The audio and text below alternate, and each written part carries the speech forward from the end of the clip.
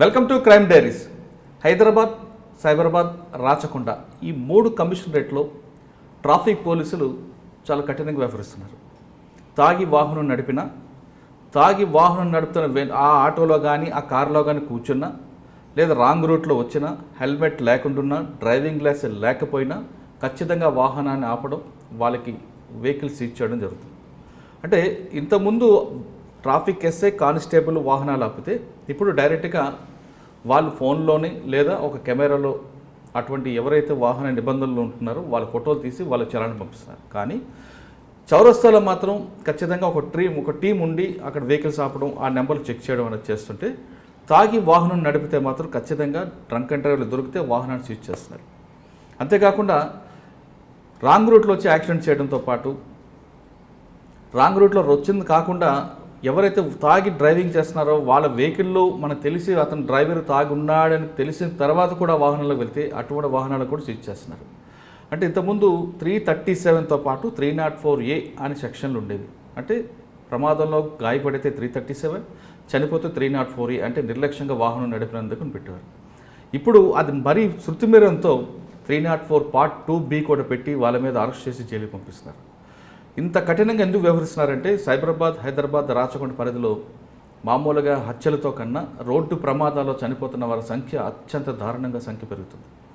కేవలం national highway మీద కాకుండా అంతర్గత రహదారులపై కూడా రోడ్డు యాక్సిడెంట్లు ఎక్కువగా అవడం, చనిపోయిన వారు 100ల్లో ఉంటే ఆ ప్రమాదంలో గాయపడ్డ వారు వేలల్లో ఉంటున్నారు. కాబట్టి పోలీసులు అంత కఠినంగా వ్యవహరిస్తున్నారు.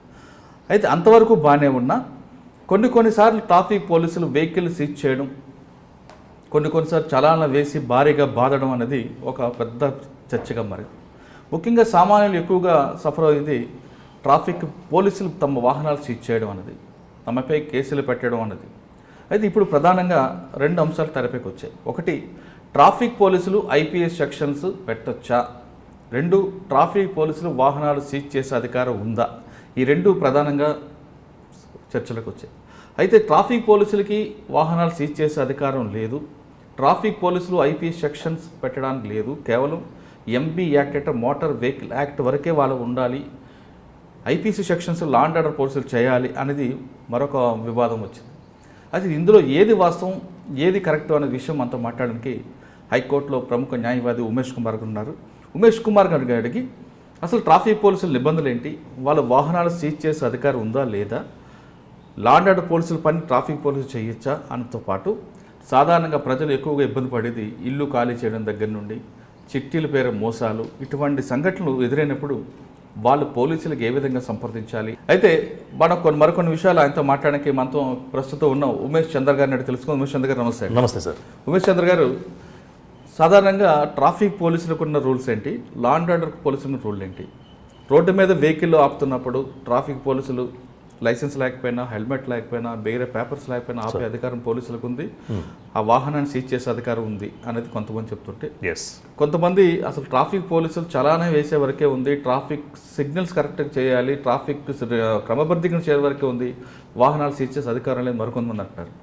కానీ 304 Part 2B, Part 2 కానీ లేదంటే vehicles drunk and drive vehicle seize చేసిన అధికారం law and order IPC section implement చేసేదే ట్రాఫిక్ పోలీసులు కాదు. ట్రాఫిక్ పోలీసులు కూడా MB యాక్ట్ వరకే, IPS section law and order చేయాలని మరికొంతమంది అంటుంటారు.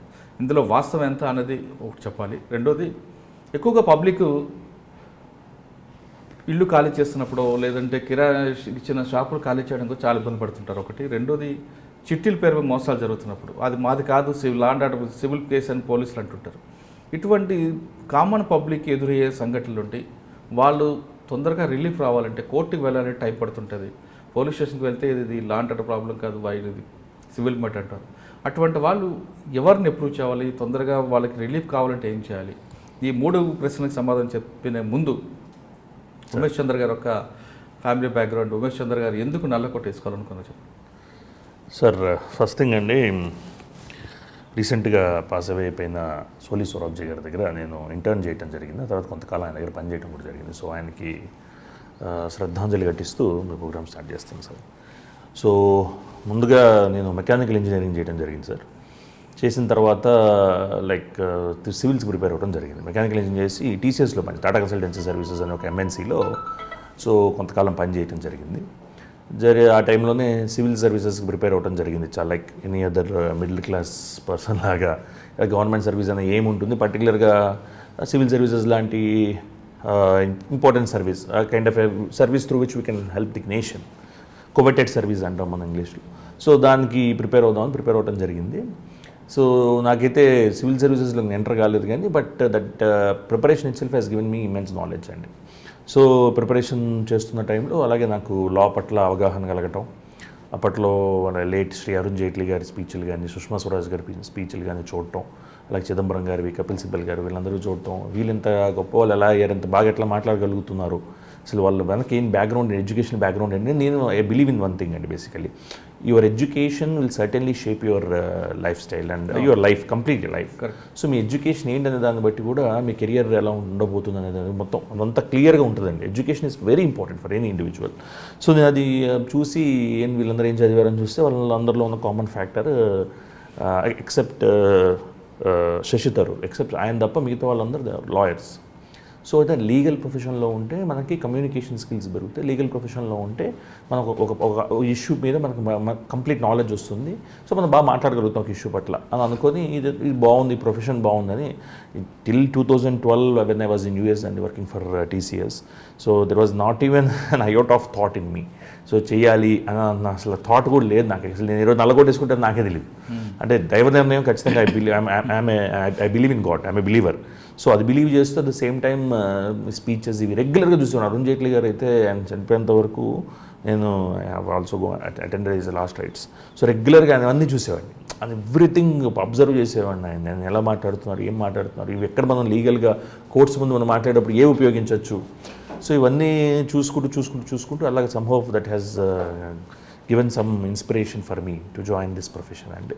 సో ఆ తర్వాత వచ్చేసి ఫ్యామిలీ బ్యాక్గ్రౌండ్ అంటే ఫాదర్ ఈజ్ ఇన్ జర్నలిస్ట్ అండి, మీలాగే ఆయన కూడా జర్నలిజంలో ఉన్నారు.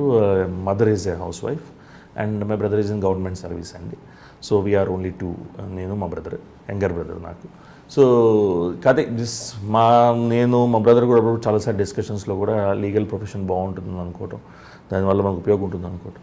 అండ్ ఫార్చునేట్లీ లీగల్ ప్రొఫెషన్ లా చేసి గోల్డ్ మెడల్ సాధించి ఆ తర్వాత ఇక్కడ మనకి ఎన్నో ఆపర్చునిటీస్ ఉన్నా సోలి సొరాబ్జీ గారి దగ్గరికి వెళ్ళి ఆయన దగ్గర కొంత ఇంటర్న్ చేసి కాన్స్టిట్యూషన్లో నేను బిలీవ్ చేస్తానంటే అండి, కాన్స్టిట్యూషన్లో క్రిమినల్ లా చేయకపోతే లీగల్ ప్రొఫెషన్కి కంప్లీట్ కాదండి. Legal profession is incomplete if you don't practise కాన్స్టిట్యూషన్లో క్రిమినల్ లా. మీరు ప్రాక్టీస్ ఎక్కడ చేశారు? ఫస్ట్ నేను ఢిల్లీలోనే చేశానండి, సార్ దగ్గరే. అంటే మీరు ₹1,00,000 జీతం తీసుకొని TCSలో పనిచేసే ఉమేష్ గారు పబ్లిక్ సర్వీస్ చేయాలి, లా మీద ఇంట్రెస్ట్తో మీరు అరుణ్ జైట్లీ గారు కానీ లేదంటే వీళ్ళందరూ స్పీచ్తో ఎంకరేజ్ వచ్చారు, అడ్వకేట్గా అయ్యారు. బార్ కౌన్సిల్ మెంబర్ అయిన తర్వాత మీరు కమర్షియల్ అడ్వకేట్ అవుదాం అనుకున్నారా, ప్రొఫెషనల్ తీసుకుందాం అనుకున్నారా, సర్వీస్ మోటో తీసుకుందాం అనుకున్నారా? సార్ నేను సర్వీస్ మోటో అని కంప్లీట్గా చెప్పనండి, because it looks very attractive to media and to public also. At the end of the day it's not pragmatic కాదు అది. సో ఖచ్చితంగా ఫీజు తీసుకొని పని చేద్దామనే వచ్చా, దాని డౌట్ ఏమాత్రం లేదు. At the same time only fees తీసుకొని పని చేద్దామని అయితే రాలా. ఎందుకంటే పబ్లిక్ ఇంట్రెస్ట్ లిటిగేషన్స్ అని ఒక పర్టికులర్ ఒక ఇన్స్ట్రుమెంట్ ఉంది మనకి, లీగల్ ద్వారా మనం చేయగలిగిన ఒక పబ్లిక్ ఇంట్రెస్ట్, కొంచెం సమాజాలను రిఫార్మ్ చేయాలనుకుంటే చేయగలిగేది. ఆ పబ్లిక్ ఇంట్రెస్ట్ లిటిగేషన్స్ ఏదైతే ఉంటాయో అవి చేసేటప్పుడు మాత్రం కమర్షియల్ చూడండి, 100% చూడండి. పబ్లిక్ ఇంట్రెస్ట్ లిటిగేషన్స్లో ఓన్లీ వాళ్ళు చెప్పిన వాళ్ళు కూడా ఓన్లీ ఫైలింగ్ ఛార్జెస్ మీరు పే చేసుకొని కోర్టుకి కట్టాల్సిన ఫైలింగ్ ఛార్జెస్ నేను మీకోసం ఆర్గ్యూ చేసి పెడతా అని చెప్తాను. మిగతా వాటి ఇప్పుడు క్రిమినల్ కేసెస్ ఉన్నాయి, అట్లానే సివిల్ కేసెస్ ఉన్నాయి, అట్లానే మనకు కంపెనీ లా మ్యాటర్స్ ఉన్నాయి, GST ట్యాక్సేషన్ మ్యాటర్స్ ఉన్నాయి. సో ఇవన్నీ చేసినప్పుడు ఏంటంటే ఖచ్చితంగా ఐ టేక్ ఫీ అండి, ఎందుకంటే without taking fee I cannot sustain my self for my family. So I have to take fee. సాధారణంగా అడ్వకేట్ కోర్టు వేసుకున్న తర్వాత కొంతకాలం వాళ్ళకి సీనియర్తో పనిచేసే టైంలో వాళ్ళకి స్టైఫండ్ తప్ప వేరే ఆదాయం ఉండదు. దాదాపు 2-3 సంవత్సరాల వరకు వాళ్ళ సొంత డబ్బులతోనే స్ట్రక్టింగ్ ఇవ్వాల్సి వస్తుంది. మీరు అటువంటి కష్టాలు ఏమైనా పడ్డారా? 100% పడ్డానండి. నేను రావుస్ IASలో because my civils preparation has equipped me with lot of knowledge. Rau's IAS అని మీరు వినే ఉంటారు, ఢిల్లీలో ఉంటుంది. అక్కడ దానికి వాళ్ళకి నేను ఆర్టికల్స్ రాసేవాడిని అండి. రాసిన ప్రతిదానికి నాకు వాళ్ళు 3,000 అలా ఇచ్చి పే చేసేవాళ్ళు. సో ఐ యూస్ టు నేనే క్వశ్చన్ ప్రిపేర్ చేసి నేనే వాళ్ళకి మొత్తం ఒక 3,000-4,000 వర్డ్స్తో సంబంధించి రాసి అట్లాగే స్ట్రగుల్ అయ్యాను. ఆ తర్వాత అన్అకాడమీ అని ఇంకొకటి ఉంది, IAS ఇన్స్టిట్యూట్, దానిలో పనిచేశాను. అట్లానే ఇక్కడ బాలలత గారని సివిల్ సర్వీసెస్ CSB అకాడమీ ఉంది, అందులో ఇంటర్నల్ సెక్యూరిటీ అది టీచ్ చేసేవాడిని. అట్లానే I mean to journalism also. Hans ఇండియాలో లీగల్ కరెస్పాండెంట్గా కూడా పనిచేసి అక్కడ ఒక 15,000-20,000 వచ్చేది నెలకి, దానిలో పనిచేశాను. స్లోగా ఆ విధంగా నన్ను నిలదొక్కున్నానండి. అంటే basically that is completely correct అండి. బికాస్ లీగల్ ప్రొఫెషన్లో ఫస్ట్ జనరేషన్ లాయర్ నేను, నా వెనక ఏ లాయర్ లేరు, నేను నా ఓన్గా కష్టపడి పైకి వచ్చా. సో వచ్చేటప్పుడు ఏంటంటే ప్రతి చోట మీకు you have to face some obstacle. So దాన్ని మీరు ఓవర్కమ్ చేసుకుంటూ రావాలి. సో నేనేంటంటే ఇప్పుడు నాకు కేసెస్ ఇనీషియల్గా రావు. ఎందుకు రావాలి? Basically the point is why should people repose confidence in you, trust in you. నీ మీద ఎందుకు నమ్మకం పెట్టుకొని రావాలి నీ దగ్గరికి, డాక్టర్ దగ్గరికి అయినా లాయర్ దగ్గరికి. సో నువ్వేం నమ్మకం క్రియేట్ చేసిన దగ్గర నీ దగ్గరికి రావాలి. సో అప్పుడు నేను ఎవరికి తెలియదు, I was nobody. So అలాంటప్పుడు నా దగ్గరికి ఎందుకు వస్తారు? సో అందుకని నేను న్యూస్ పేపర్స్లో ఇండియన్ ఎక్స్ప్రెస్కి రాశాను, హిందూకి రాశాను, నెక్స్ట్ మన హన్స్ ఇండియాకి న్యూస్ ఆర్టికల్స్ రాసేవాడిని రెగ్యులర్గా కాన్స్టెంట్గా. ఆర్టికల్స్కి అప్రిషియేషన్ వచ్చేది. అట్లా కొంతమందితో పరిచయాలు ఏర్పడటం. అలా జనరల్గా కొంతమంది అడ్వకేట్లు సివిల్ కేసులకే ఎక్కువగా ప్రాధాన్యత, మరి కొంతమంది క్రిమినల్స్కి ఇస్తుంటారు. క్రిమినల్ కేసుకి మీరు ఎక్కువ నేను క్రిమినల్ కేసుకి ఇస్తానండి. సివిల్ కేసు అంటే first thing civil case involves rigorous analysis, hard work and reading of various documents and all, and చాలా ఉంటుంది. But that and above all ఏంటంటే అండి, ఎవరన్నా క్లయింట్ మన దగ్గరికి వస్తే first thing this is instant justice జరగాలి నాకు అనుకుంటారు. మనకున్న ఈ సిస్టంలో procrastination is a part of this, very inherent in the system అండి. సో మన ప్రొక్రాస్టినేషన్ డిలే అనేది మనకు వెరీ ఇన్హరెంట్గా ఉంది for various reasons. I don't want to blame anyone. ఉన్నప్పుడు మనం ఇన్స్టెంట్ జస్టిస్ ఒకరికి ఇవ్వగలిగే సిచ్యువేషన్లో మనం ఉండవు. అలాంటప్పుడు సివిల్ కేసెస్లో ఏమవుతుందంటే క్లయింట్ ఫ్రస్ట్రేట్ అవుతాడు. Obviously that is something which we have to accept. So అది ఆయన ఫ్రస్ట్రేట్ అయినప్పుడు ఆ ఫ్రస్ట్రేషన్ మనకిస్తాడు. మనం అనవసరంగా వై అన్వాంటెడ్ ప్రెజర్.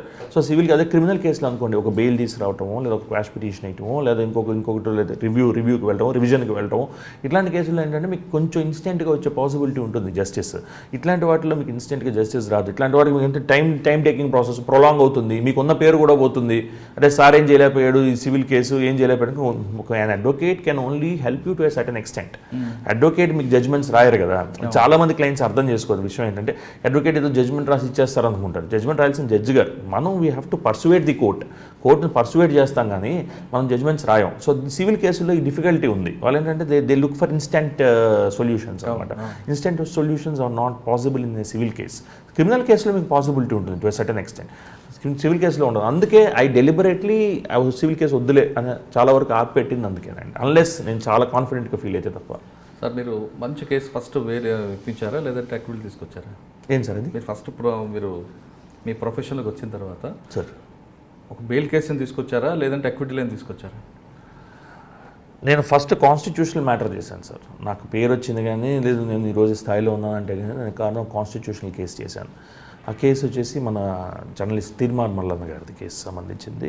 ఆయన హుజూర్ నగర్లో ఎలక్షన్స్లో కంటెస్ట్ చేయనివ్వట్లేదు, లోకల్గా ఉన్న పోలీసు వాళ్ళు కానీ వాళ్ళు ఇబ్బంది పెడుతున్నారు అన్నప్పుడు ఆ వెకేషన్ కోర్టులో అప్పుడు హైకోర్టులో ఆర్గ్యూ చేసి ఆయనకు ఒక ఆర్డర్ తెప్పించి పెట్టానండి. ఆ తర్వాత ఈ కుడ్ సీమ్లెస్గా ఆయన క్యాంపెయినింగ్ చేసుకోవడం జరిగింది. సో ఆ ఇప్పుడు ఏ సంవత్సరం అది? 2019 అండి, అప్పుడు 2 years బ్యాక్, 2.5. దానికన్నా ముందే ఉమేష్ చంద్ర గారి పేరు వినపడుతుంది బాగా.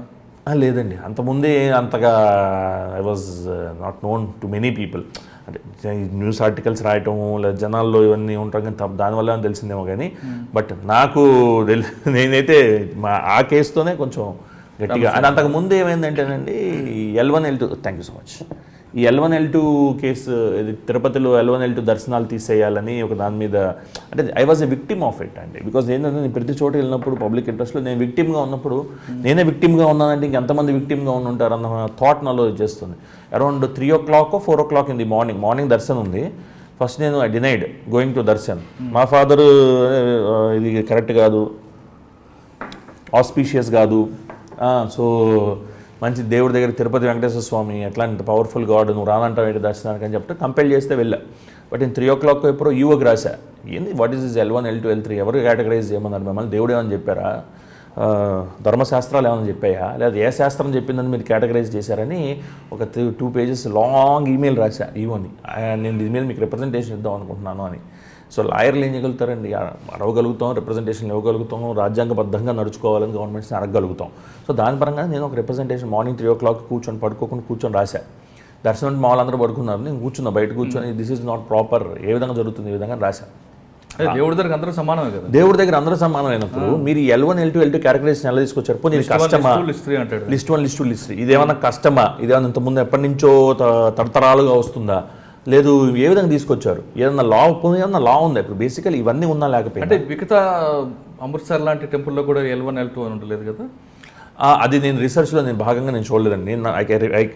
మీరు చెప్పిన L1 L2 అనేది లేకూడదు అనేది నేను దానికి ఒప్పుకుంటాను. ఎందుకంటే దేవుడి దగ్గరికి వెళ్ళేవాడు ప్రతి భక్తుడు ఆయనకు సమానమే, అందరూ ఉంటారు.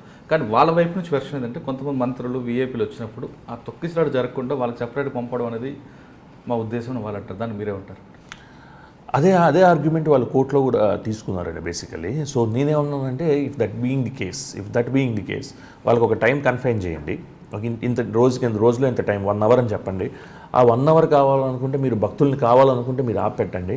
అంతేగాని మీరు ప్రతి గంటకి ప్రతి అరగంటకి ప్రతిరోజు L1 6 o'clock 5 o'clock 8 o'clock 9 o'clock ఈ విధంగా మీరు దర్శనాలు ఇవ్వటం వల్ల కొంతమందిని ఇటుపక్క నుంచి పంపిస్తుంటే అంటే ఏంటంటే డిస్క్రిమినేట్ అవుతున్నావా అన్న ఫీలింగ్ జనాల్లో ఖచ్చితంగా ఉంటుందండి.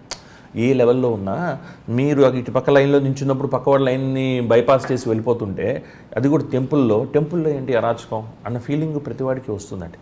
అంటే thanks to the present dispensation in the state of Andhra Pradesh. ఇప్పుడు వాళ్ళు తీసేశారు, they have done away with the practice. ఎందుకంటే the matter was pending before the కోర్టులో పెండింగ్ ఉన్నప్పుడు మేము తీసేస్తున్నాం అని చెప్పారు. సుబ్బారెడ్డి గారు కూడా దాని గురించి మాట్లాడారు ఒక మీడియా ఛానల్తో. బట్ పాయింట్ ఏంటంటే ఇక్కడ నాకు అది ఎందుకు ప్రాపర్ అనిపించలే. నా థాట్స్ ఆర్ డిఫరెంట్ అండి. బికాస్ మీరు ఇందాక మాట్లాడిన ట్రాఫిక్ రిలేటెడ్ ఇష్యూస్లో అయినా నేను ప్రతిదీ ఏం చూస్తానంటే ఇది లీగల్గా జరుగుతుంది, చట్టబద్ధంగా మన దేశంలో చాలా జరగవు. దీనికి ఈ మాట నేను గట్టిగా నాకు బాగా వినిపించేలా అరిచింది మాత్రం జయప్రకాష్ నారాయణ గారు. రూల్ ఆఫ్ లా ఎక్కడుంది మన దేశంలో నడుస్తారు ఆయన. రూల్ ఆఫ్ లా ఉండాలి కదా, రూల్ ఆఫ్ లా లేనిది మన దేశంలో ఎలా ఫంక్షన్ అవుతుంది కరెక్ట్గా ప్రాపర్గా అరిచిన వల్ల ఆయన వాయిస్ నాకు బాగా గట్టిగా వినిపించింది. ఆయన వాయిస్ గట్టిగా వినిపించి ప్రతిదీ లీగల్గా నేను ఆ చట్టం చూస్తాను, చట్టపరంగా నడుస్తుందా లేదా. ఇప్పుడు రూల్ ఆఫ్ లా ఉందంటారా?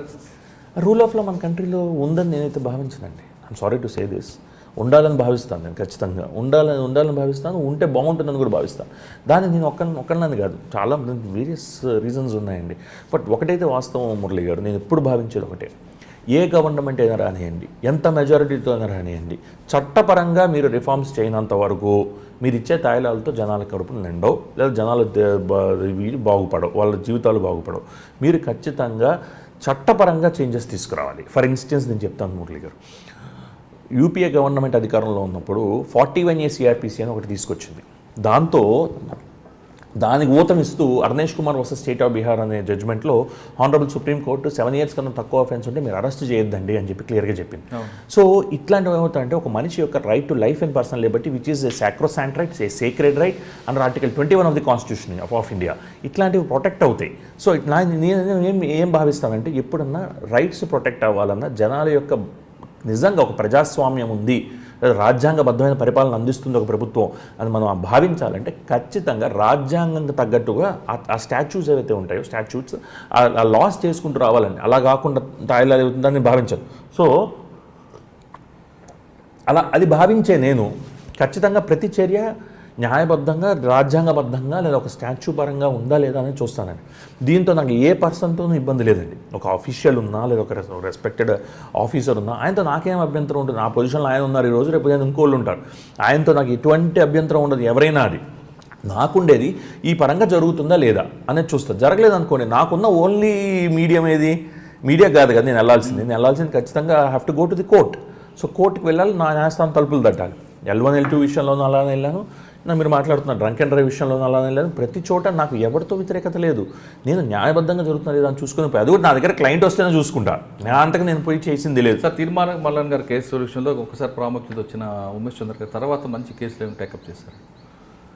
మంచి కేసెస్ అంటే నేను ఆల్మోస్ట్ ఈ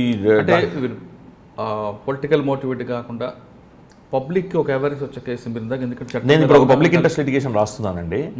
ఇట్స్ టూ ఎర్లీ. మీకు గుర్తున్న కేసులు ఏమైనా గతంలో 2018 తర్వాత 19 తర్వాత నేను drunk and drive public interest కూడా ఆ తర్వాత తీసుకున్నాను. ఆ తర్వాత ఈ టెంపుల్ ఒకటి మన ఏది టెంపుల్ అమీనాపూర్ దగ్గర ఒక టెంపుల్ రిలేటెడ్ ఇష్యూ ఒకటి ఎన్క్రోచ్ చేశారన్నాను.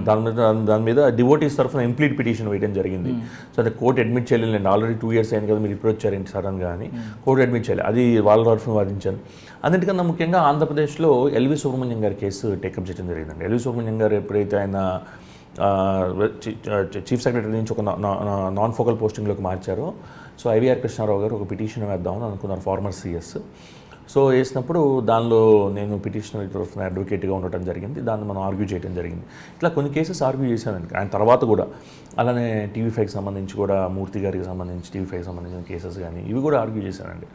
సో బేసికలీ ఏంటంటే I always believe that journalism is in our country is under grave threat if there is a dispensation which is draconian in nature or character. అంటే ఒక dispensation పవర్లో ఉన్న ఒక అధికారానికి ఎప్పుడు వాళ్ళకి ఆఫీసర్లు వాళ్ళ గవర్నమెంట్లోనే భాగం కాబట్టి వాళ్ళు వ్యతిరేకంగా మాట్లాడరు. వ్యతిరేకంగా మాట్లాడేది మీడియా అండ్ సోషల్ యాక్టివిస్టులు, లాయర్లు, మనలాంటి వాళ్ళు. సో మనలాంటి వాళ్ళు ఆ విధంగా మాట్లాడుతున్నప్పుడు బేసిక్ పాయింట్ ఏమవుతుందంటే వాళ్ళకి కొంచెం ఇబ్బంది కలిగినప్పుడు వాళ్ళు మనల్ని ఎలాగైనా అణిచివేయాలని చూసి పోలీస్ కేసులు అవి పెడుతుంటారు. సో ఇట్లా జర్నలిస్టుల మీద కేసులు నేను చాలామంది జర్నలిస్టులకు మిత్రులకు కూడా చెప్పడం జరిగింది. మీ మీద కేసు పెట్టారా, మీరు ఫైలింగ్ ఛార్జీలు పెట్టుకొని మీకోసం నేను ఆర్గ్యూ చేసి పెడతా. ఎందుకంటే ఒక జర్నలిస్టు కొడుకుగా జర్నలిజం బతకాలని కోరుకునే వాళ్ళల్లో నేను 100% ఉంటానండి. ఎందుకంటే ఎలక్టరేట్కి రైట్ ఇన్ఫర్మేషన్ దొరకకపోతే వాళ్ళు ఏ విధంగా వాళ్ళ చాయిస్ని వీల్డ్ చేస్తారు, వాళ్ళ ఓటుని వీల్డ్ చేస్తారు. సో అందుకని అది ఉంది. నేను జర్నలిజం తరఫున చాలామంది నిలబడ్డాయి. మీరు చెప్పిన తిరుమల మల్లన్న గారి తర్వాత ఈ కేసులన్నీ కూడా ఆర్గ్యూ చేశాను. అట్లానే ఇప్పుడు చాలామందికి సంబంధించిన వాళ్ళ కేసులు కూడా ఫార్చునేట్లీ జర్నలిజంలో ఉన్న వాళ్ళ కేసులు నా దగ్గర ఉన్నాయి. అలాగే ఓయూ స్టూడెంట్ లీడర్లు కొంతమంది ఉన్నారు, వాళ్ళు కూడా నన్ను అప్రోచ్ అయితే వాళ్ళ కేసులు కూడా నేను ఛార్జ్ చేయకుండానే, ఎందుకంటే వాళ్ళు ప్రజాస్వామ్యంలో ఏంటంటే మాట్లాడే ఒక శక్తి ఉండాలి. మాట్లాడే ఒక శక్తి ఉన్నప్పుడే ప్రజాస్వామ్యం మనుగడ సాగిస్తుంది. సో అది ఖచ్చితంగా బిలీవ్ చేసిన వాడిని నేను. ఫ్రీడమ్ ఆఫ్ ది ప్రెస్ని బిలీవ్ చేశాను. మా గురుగారు సౌరభ్జీ గారి దగ్గర నేర్చుకున్నప్పటి నుంచి ఫ్రీడమ్ ఆఫ్ ది ప్రెస్, ఖచ్చితంగా ప్రెస్కి ఒక ఫ్రీడమ్ని ఎవరన్నా హరించాలని ప్రయత్నిస్తే మాత్రం దానికి ఎదురుగా మనం నిలబడాలి అని నేను ఇప్పుడు కూడా మీడియాలో ఓపెన్గా చెప్తున్నా. మీడియా వాళ్ళ మీద తప్పుడు కేసులు వేశారనుకుంటే మాత్రం, ఇప్పుడు పోలీస్ వాళ్ళకి వేసే కేసుల్లో కొన్ని తప్పుడు కేసులు ఉంటాయి, కొన్ని నిజంగా ఇబ్బంది కలిగే కేసులే ఉంటాయి. సో కొంతమంది మీద జర్నలిస్టుల మీద రౌడీ షీట్లు కూడా ఓపెన్ చేశారు. నేను చూస్తూ, బికాజ్ నా దగ్గరకు వచ్చేవాళ్ళు ఉంటారు కదండి, కొంతమంది మీద నిజంగానే ఓపెన్ చేయాలి రౌడీ షీట్లు, అట్లాంటి వాళ్ళు కూడా ఉన్నారు. అట్లాంటి వాళ్ళకి మనం చేయూతనివ్వమేమో కానీ, అంటే జర్నలిజంని అడ్డం పెట్టుకొని వేరే జీవితంగా చేసే వాళ్ళకి చేయూతనివ్వము కానీ జర్నలిజంని అమ్మగా నమ్ముకొని బతికే వాళ్ళకి వాళ్ళ మీద ఏమన్నా కేసు పడితే మాత్రం ఉమేష్ చంద్ర అనే అడ్వకేట్ ఖచ్చితంగా ఉన్నాడు. నేను మా నాన్నగారు జర్నలిస్ట్ చెప్పాను కదండి, సో వాళ్ళ కోసం ఎప్పటికీ పాటు పడతాను. అంటే మీ నాన్నగారు పనిచేసే టైంలో విలువలతోకున్న జర్నలిజం ఉండేది, తర్వాత క్రమేపీ తగ్గపోవడం, అది దారి మళ్ళీ నేను ఇప్పుడు ఆ మాట అంటానికి కారణం అదే. జర్నలిజంని అడ్డం పెట్టుకొని వేరే విధంగా చేద్దాం అనుకుంటే నేను దానికి చేయూతనివ్వను. అది నేను కదా, ఎవరు ఇవ్వకూడదు. ఖచ్చితంగా అలాంటి వాళ్ళ మీద పోలీసులు చర్యలు తీసుకోవాలి. పోలీసులు వాళ్ళు ఉన్నదే అందుకు చర్యలు తీసుకోవాలని. అలా కాకుండా జర్నలిజాన్ని నమ్ముకొని వాళ్ళు ఇబ్బంది పడుతున్న కొంతమంది ఉంటారు, కొన్ని న్యూస్ పేపర్లు కానీ కొన్ని న్యూస్ ఛానల్స్ కానీ, వాళ్ళకి ఖచ్చితంగా ఉమేష్ చంద్ర అనేవాడు ఉన్నాడు హైకోర్టులో. ఓకే సార్, ఇప్పుడు మన ఫస్ట్ కేసుకి వెళ్దామండి సార్. ట్రాఫిక్ కేసుల్లో సాధారణంగా ఎంబీ యాక్ట్, ఐపీసీ రెండు. ఎంబీ యాక్ట్ ఏం చెప్తుంది, ఐపీసీ ఏం చెప్తుందండి? మోటార్ వెహికల్ యాక్ట్ ఏం చెప్తుందంటే అండి, మీ యొక్క వెహికల్ ఒక basically it's relationship between the vehicle and road and the police officer. So me vehicle ఏంటి, ఆ రోడ్ ఏంటి, ఆ పోలీస్ ఆఫీసర్ ఏంటి, ఈ మూడింటి మీద motor vehicle act is confined to that particular domain or realm. IPC is beyond that. IPC మీకు broad perspective ఉంటుంది, ఐపీసీ బార్డర్ ఇది ఉంటుంది, దాని స్కోప్ ఉంటుంది. దీనికి ఏమో the scope is very confined అండి. మీకు ట్రాఫిక్ రిలేటెడ్ వచ్చినప్పుడు మీరు మోటార్ వెహికల్ యాక్ట్నే ఫస్ట్ రిఫర్ చేస్తారు. అట్లాగని ఐపీసీని రిఫర్ చేయకూడదు అంటే ఐపీసీని కూడా రిఫర్ చేస్తారు. For instance the event of an accident, rash and negligent driving, ఖచ్చితంగా పోలీసు వాళ్ళకి ఆ అధికారం ఉందా లేదా అంటే, పోలీసు వాళ్ళకి 100% అధికారం ఉందండి. ట్రాఫిక్ డిపార్ట్మెంట్కి కూడా అధికారం ఉంది. కానీ వాళ్ళు కనుక ఐపీసీ అఫెన్సెస్ కనుక ఇన్వోక్ చేస్తే వెంటనే దాని ఇన్వెస్టిగేషన్ లా అండ్ ఆర్డర్కి వెళ్తుంది. సో మనం చేసిన కేసులో ఇబ్బంది ఎక్కడ వచ్చిందంటే అండి, అసలు ఫస్ట్ ఆఫ్ ఆల్ నాకు ఈ ఇష్యూ మీ అట్లా నాకు అవగాహన లేదండి. అసలు లాయర్కి ఏంటంటే ప్రతి ఇష్యూ పట్ల అవగాహన ఉండదండి. తన దగ్గరకు వచ్చిన కేసుని చూసి చదివి క్షుణ్ణంగా సుప్రీంకోర్టు జడ్జ్మెంట్లు ఏం చెప్తున్నా, హైకోర్టు జడ్జ్మెంట్లు ఏం చెప్తున్నా, ఈ లా ఏం చెప్తుందని చూడటమే. నా దగ్గరికి ఎవరన్నా వస్తే ఫస్ట్ నేను చూసేది ఏ సెక్షన్లు ఇన్వోక్ చేశారు, ఆ సెక్షన్లో ఏం చెప్తున్నాయి, plain reading of the text, literal meaning of the text. Parliament, ఇప్పుడు laws are enacted by parliament or state legislature and they are being implemented by the administration. వాళ్ళకి ఏమన్నా కొత్తగా జీవోస్ కానీ లేదా ఏమన్నా కొత్తగా వాళ్ళు ఇచ్చుకుంటే తప్ప, ఎగ్జిక్యూటివ్ ఏమన్నా ఆర్డర్ ఇచ్చుకుంటే తప్ప, స్టాండింగ్ ఆర్డర్స్ కానీ, పర్టికులర్లీ ఒక లా అయితే ఉంది కదా, ఆ లాకి కాంట్రరీగా మీరు స్టాండింగ్ ఆర్డర్స్ ఏమి ఇవ్వలేరు కదా. సో నేను ఫస్ట్ నా దగ్గరకు వచ్చినప్పుడు ఒక ఆయన హెచ్సియూకి సంబంధించి పిహెచ్డీ ఎంఫిల్ స్కాలర్ వచ్చినప్పుడు నేను ఫస్ట్ చూసా అసలు ఏం చట్టం ఇది, ఏం చేస్తున్నారు ఇది అని, సో నేను చూసినప్పుడు ఆ సెక్షన్లు కొన్ని ఇన్వోక్ చేస్తున్నాయి. నాకు సెక్షన్లు కరెక్ట్ గుర్తులేవండి, 167 సమ్ సెక్షన్ ఏదో ఉంది, ఎంబీ యాక్ట్. నేను చూడగానే ఈ సెక్షన్లు ఏంటి అసలు అనేది యాక్ట్ ఓపెన్ చేసి చూశాను. పీడిఎఫ్ గూగుల్లో కూడా దొరుకుతుంది. పీడిఎఫ్ ఓపెన్ చేసి వెంటనే మొబైల్లో చూశాను. చూడగానే ఈ సెక్షన్లు ఏవి, ఈ వెహికల్ని డీటెయిన్ చేయడానికి అధికారం ఇవే. సిఆర్పిసిలో సెక్షన్ ఉంది, వెహికల్ ఆపొచ్చని, వెహికల్ని తీసుకోవచ్చని కొన్ని ఉన్నాయి సెక్షన్లు. In the event of an accident కూడా మోటార్ వెహికల్ యాక్ట్లో ఉంది, in the event of an accident అని. నేను చూసినవి ఏంటంటే రిజిస్ట్రేషన్ ఆఫ్ డాక్యుమెంట్స్ వారికి సంబంధించిన సెక్షన్లు చూసాను. మరి నా దగ్గరకు వచ్చిన క్లయింట్కి ఎట్లాగైతే పోలీసు వాళ్ళు వాళ్ళ దగ్గరకు వచ్చిన విక్టిమ్స్కి న్యాయం చేయాలనుకుంటారో, మరి నా దగ్గరకు వచ్చిన క్లయింట్కి నేను న్యాయం చేయాలి కదండి. సో నా దగ్గరకు వచ్చిన క్లయింట్కి నేను చూస్తేనేమో ఇవేమో చెయ్యవు, ఏం చేద్దాం సార్ అన్నాడు. There are 2 processes. ఒకటి రిలీజ్ ఆఫ్ వెహికల్ కింద, ప్రాపర్టీ రిలీజ్ కింద లోవర్ కోర్టులో వేసుకోవటం, జ్యూరిస్డిక్షనల్ కోర్టు ఉంది అక్కడ వేసుకోవటం, లేదంటే ఒక రిట్ పిటిషన్ హైకోర్టులో వేసుకోవటం. నేను let's give an attempt the high court అని అనుకున్నా. అందుకని చూసే సెక్షన్లు చూసి ఆ సెక్షన్లు మొత్తం క్లియర్గా రాసి, ఈ విధంగా వెహికల్స్ని ఈ పర్టికులర్ సెక్షన్స్ కింద డిటైన్ చేయడానికి లేదు కాబట్టి వెహికల్ రిలీజ్ చేయవలసిందిగా అభ్యర్థిస్తున్నానని చెప్పి హానరబుల్ హైకోర్టు ముందు ఆర్గ్యుమెంట్స్ చెప్పాను. హానరబుల్ హైకోర్టు జడ్జ్మెంట్ ఇచ్చింది. వెహికల్ అతను ఎవరైతే వెహికల్ ఉందో అతను రిలీజ్ అయ్యింది. ఇది సెకండ్ కేసులో జరిగింది. ఫస్ట్ కేసులో నేను ఆర్గ్యుమెంట్స్ చెప్పే ముందే సిఐ గారు రిలీజ్ చేశారు. రిలీజ్ చేశారు అనగానే నేను జడ్జి గారు చెప్పారు రిలీజ్ చేశారని, petition has become infructuous, kindly dispose it of it, dismiss it అని చెప్పేసాను. అది అయిపోయింది. నెక్స్ట్ సెకండ్ కేసులో కూడా ఇట్లా ఒకరు రావడంతో నేను చెప్పిన తర్వాత నేను అప్పుడు చూసింది ఒకటే, పోలీసు వాళ్ళకి అధికారం ఉందా లేదా అది నేను క్వశ్చన్ చేయడం నా అభిమతం కాదు. వాళ్ళకి అధికారం ఉంటే వాళ్ళకి అధికారం ఉండొచ్చు, నేను కాదని అనట్లా. సిఆర్పిసిలో ఉండొచ్చు లేదా ఐపీసీలో ఉండొచ్చు. I'm not at all denying, వారికి అధికారం ఇవ్వాలి. అందుకే చట్టాలు చేసింది. పోలీసు వాళ్ళు సరిగ్గా వాళ్ళ బాధ్యతలు నిర్వర్తిస్తేనే మనం ఇక్కడ ప్రశాంతంగా కూర్చొని మాట్లాడుతాం. నేను 100% దాన్ని బిలీవ్ చేస్తాను. కాకపోతే మీరు ఇన్వోక్ చేసిన ప్రొవిజన్స్ అధికారం ఇవ్వాలి. అందుకని ఛాలెంజ్ చేసాం. మరి honourable high court is neutral arbiter. ఇటుపక్క విన్న తర్వాతే కదా హైకోర్టు లాంటిది ఉన్నత న్యాయస్థానం డెసిషన్ ఇచ్చేది. ఆ ఉన్నత న్యాయస్థానం వెహికల్ రిలీజ్ చేయండి, ఆ వెహికల్ మీరు డిటైన్ చేసే అధికారం లేదు, ఆర్సీ సబ్మిట్ చేస్తారు, ఆర్సీ సబ్మిట్ చేసిన వెహికల్ రిలీజ్ చేయండి, అదే ఆర్డర్ వచ్చింది. వచ్చిన వెంటనే న్యూస్ పేపర్స్ కవర్ చేసేదాన్ని. ఆ తర్వాత ఇంకొక ఆయన ఇది చూసి ఇంకొక ఆయన నా దగ్గరకు వచ్చాడు. వచ్చి సార్ పబ్లిక్ ఇంట్రెస్ట్ లిటిగేషన్ వేద్దాం సార్ అని ఆయన వచ్చాడు. సరే ఆ తర్వాత వేసాము. ఆ తర్వాత దానిలో ఇంప్లీట్ కూడా వేయటం జరిగింది సీనియర్ కౌన్సిల్. అంటే మీ ఆర్గ్యుమెంట్ ట్రాఫిక్ పోలీసులకి వెహికల్ సీజ్ చేసే అధికారం లేదంటారా, లా అండ్ ఆర్డర్లో ఉందంటారా? నా ఆర్గ్యుమెంట్ వాళ్ళు ఏదైతే drunk and drive vehicle seize చేస్తూ వాళ్ళు ఇన్వోక్ చేస్తున్న సెక్షన్స్ ఏవైతే ఉన్నాయో వాటి పరంగా లేదనేది నా ఆర్గ్యుమెంట్ అండి. వాళ్ళకి అధికారం లేదన్నమాట నేను అన్నాను. అంటే మీరు చెప్పిన కేసులుగా పక్కన పెడితే ట్రాఫిక్ పోలీసులకి డ్రంక్ అండ్ డ్రైవ్లో వాహనాన్ని సీజ్ చేసే అధికారం లేదనేది మీ ఆర్గ్యుమెంట్. అధికారం లేదంటే ఉన్న చట్టాల పరంగా, ఈరోజు ఉన్న సిచ్యువేషన్ పరంగా, అన్నిటికన్నా ముఖ్యంగా వాళ్ళు ఏదైతే సెక్షన్లు ఇన్వోక్ చేశారో, చలాన్లో ఏవైతే సెక్షన్లు వాళ్ళు చూపిస్తున్నారో ఆ సెక్షన్ల పరంగా లేదని మాత్రమే చెప్పా.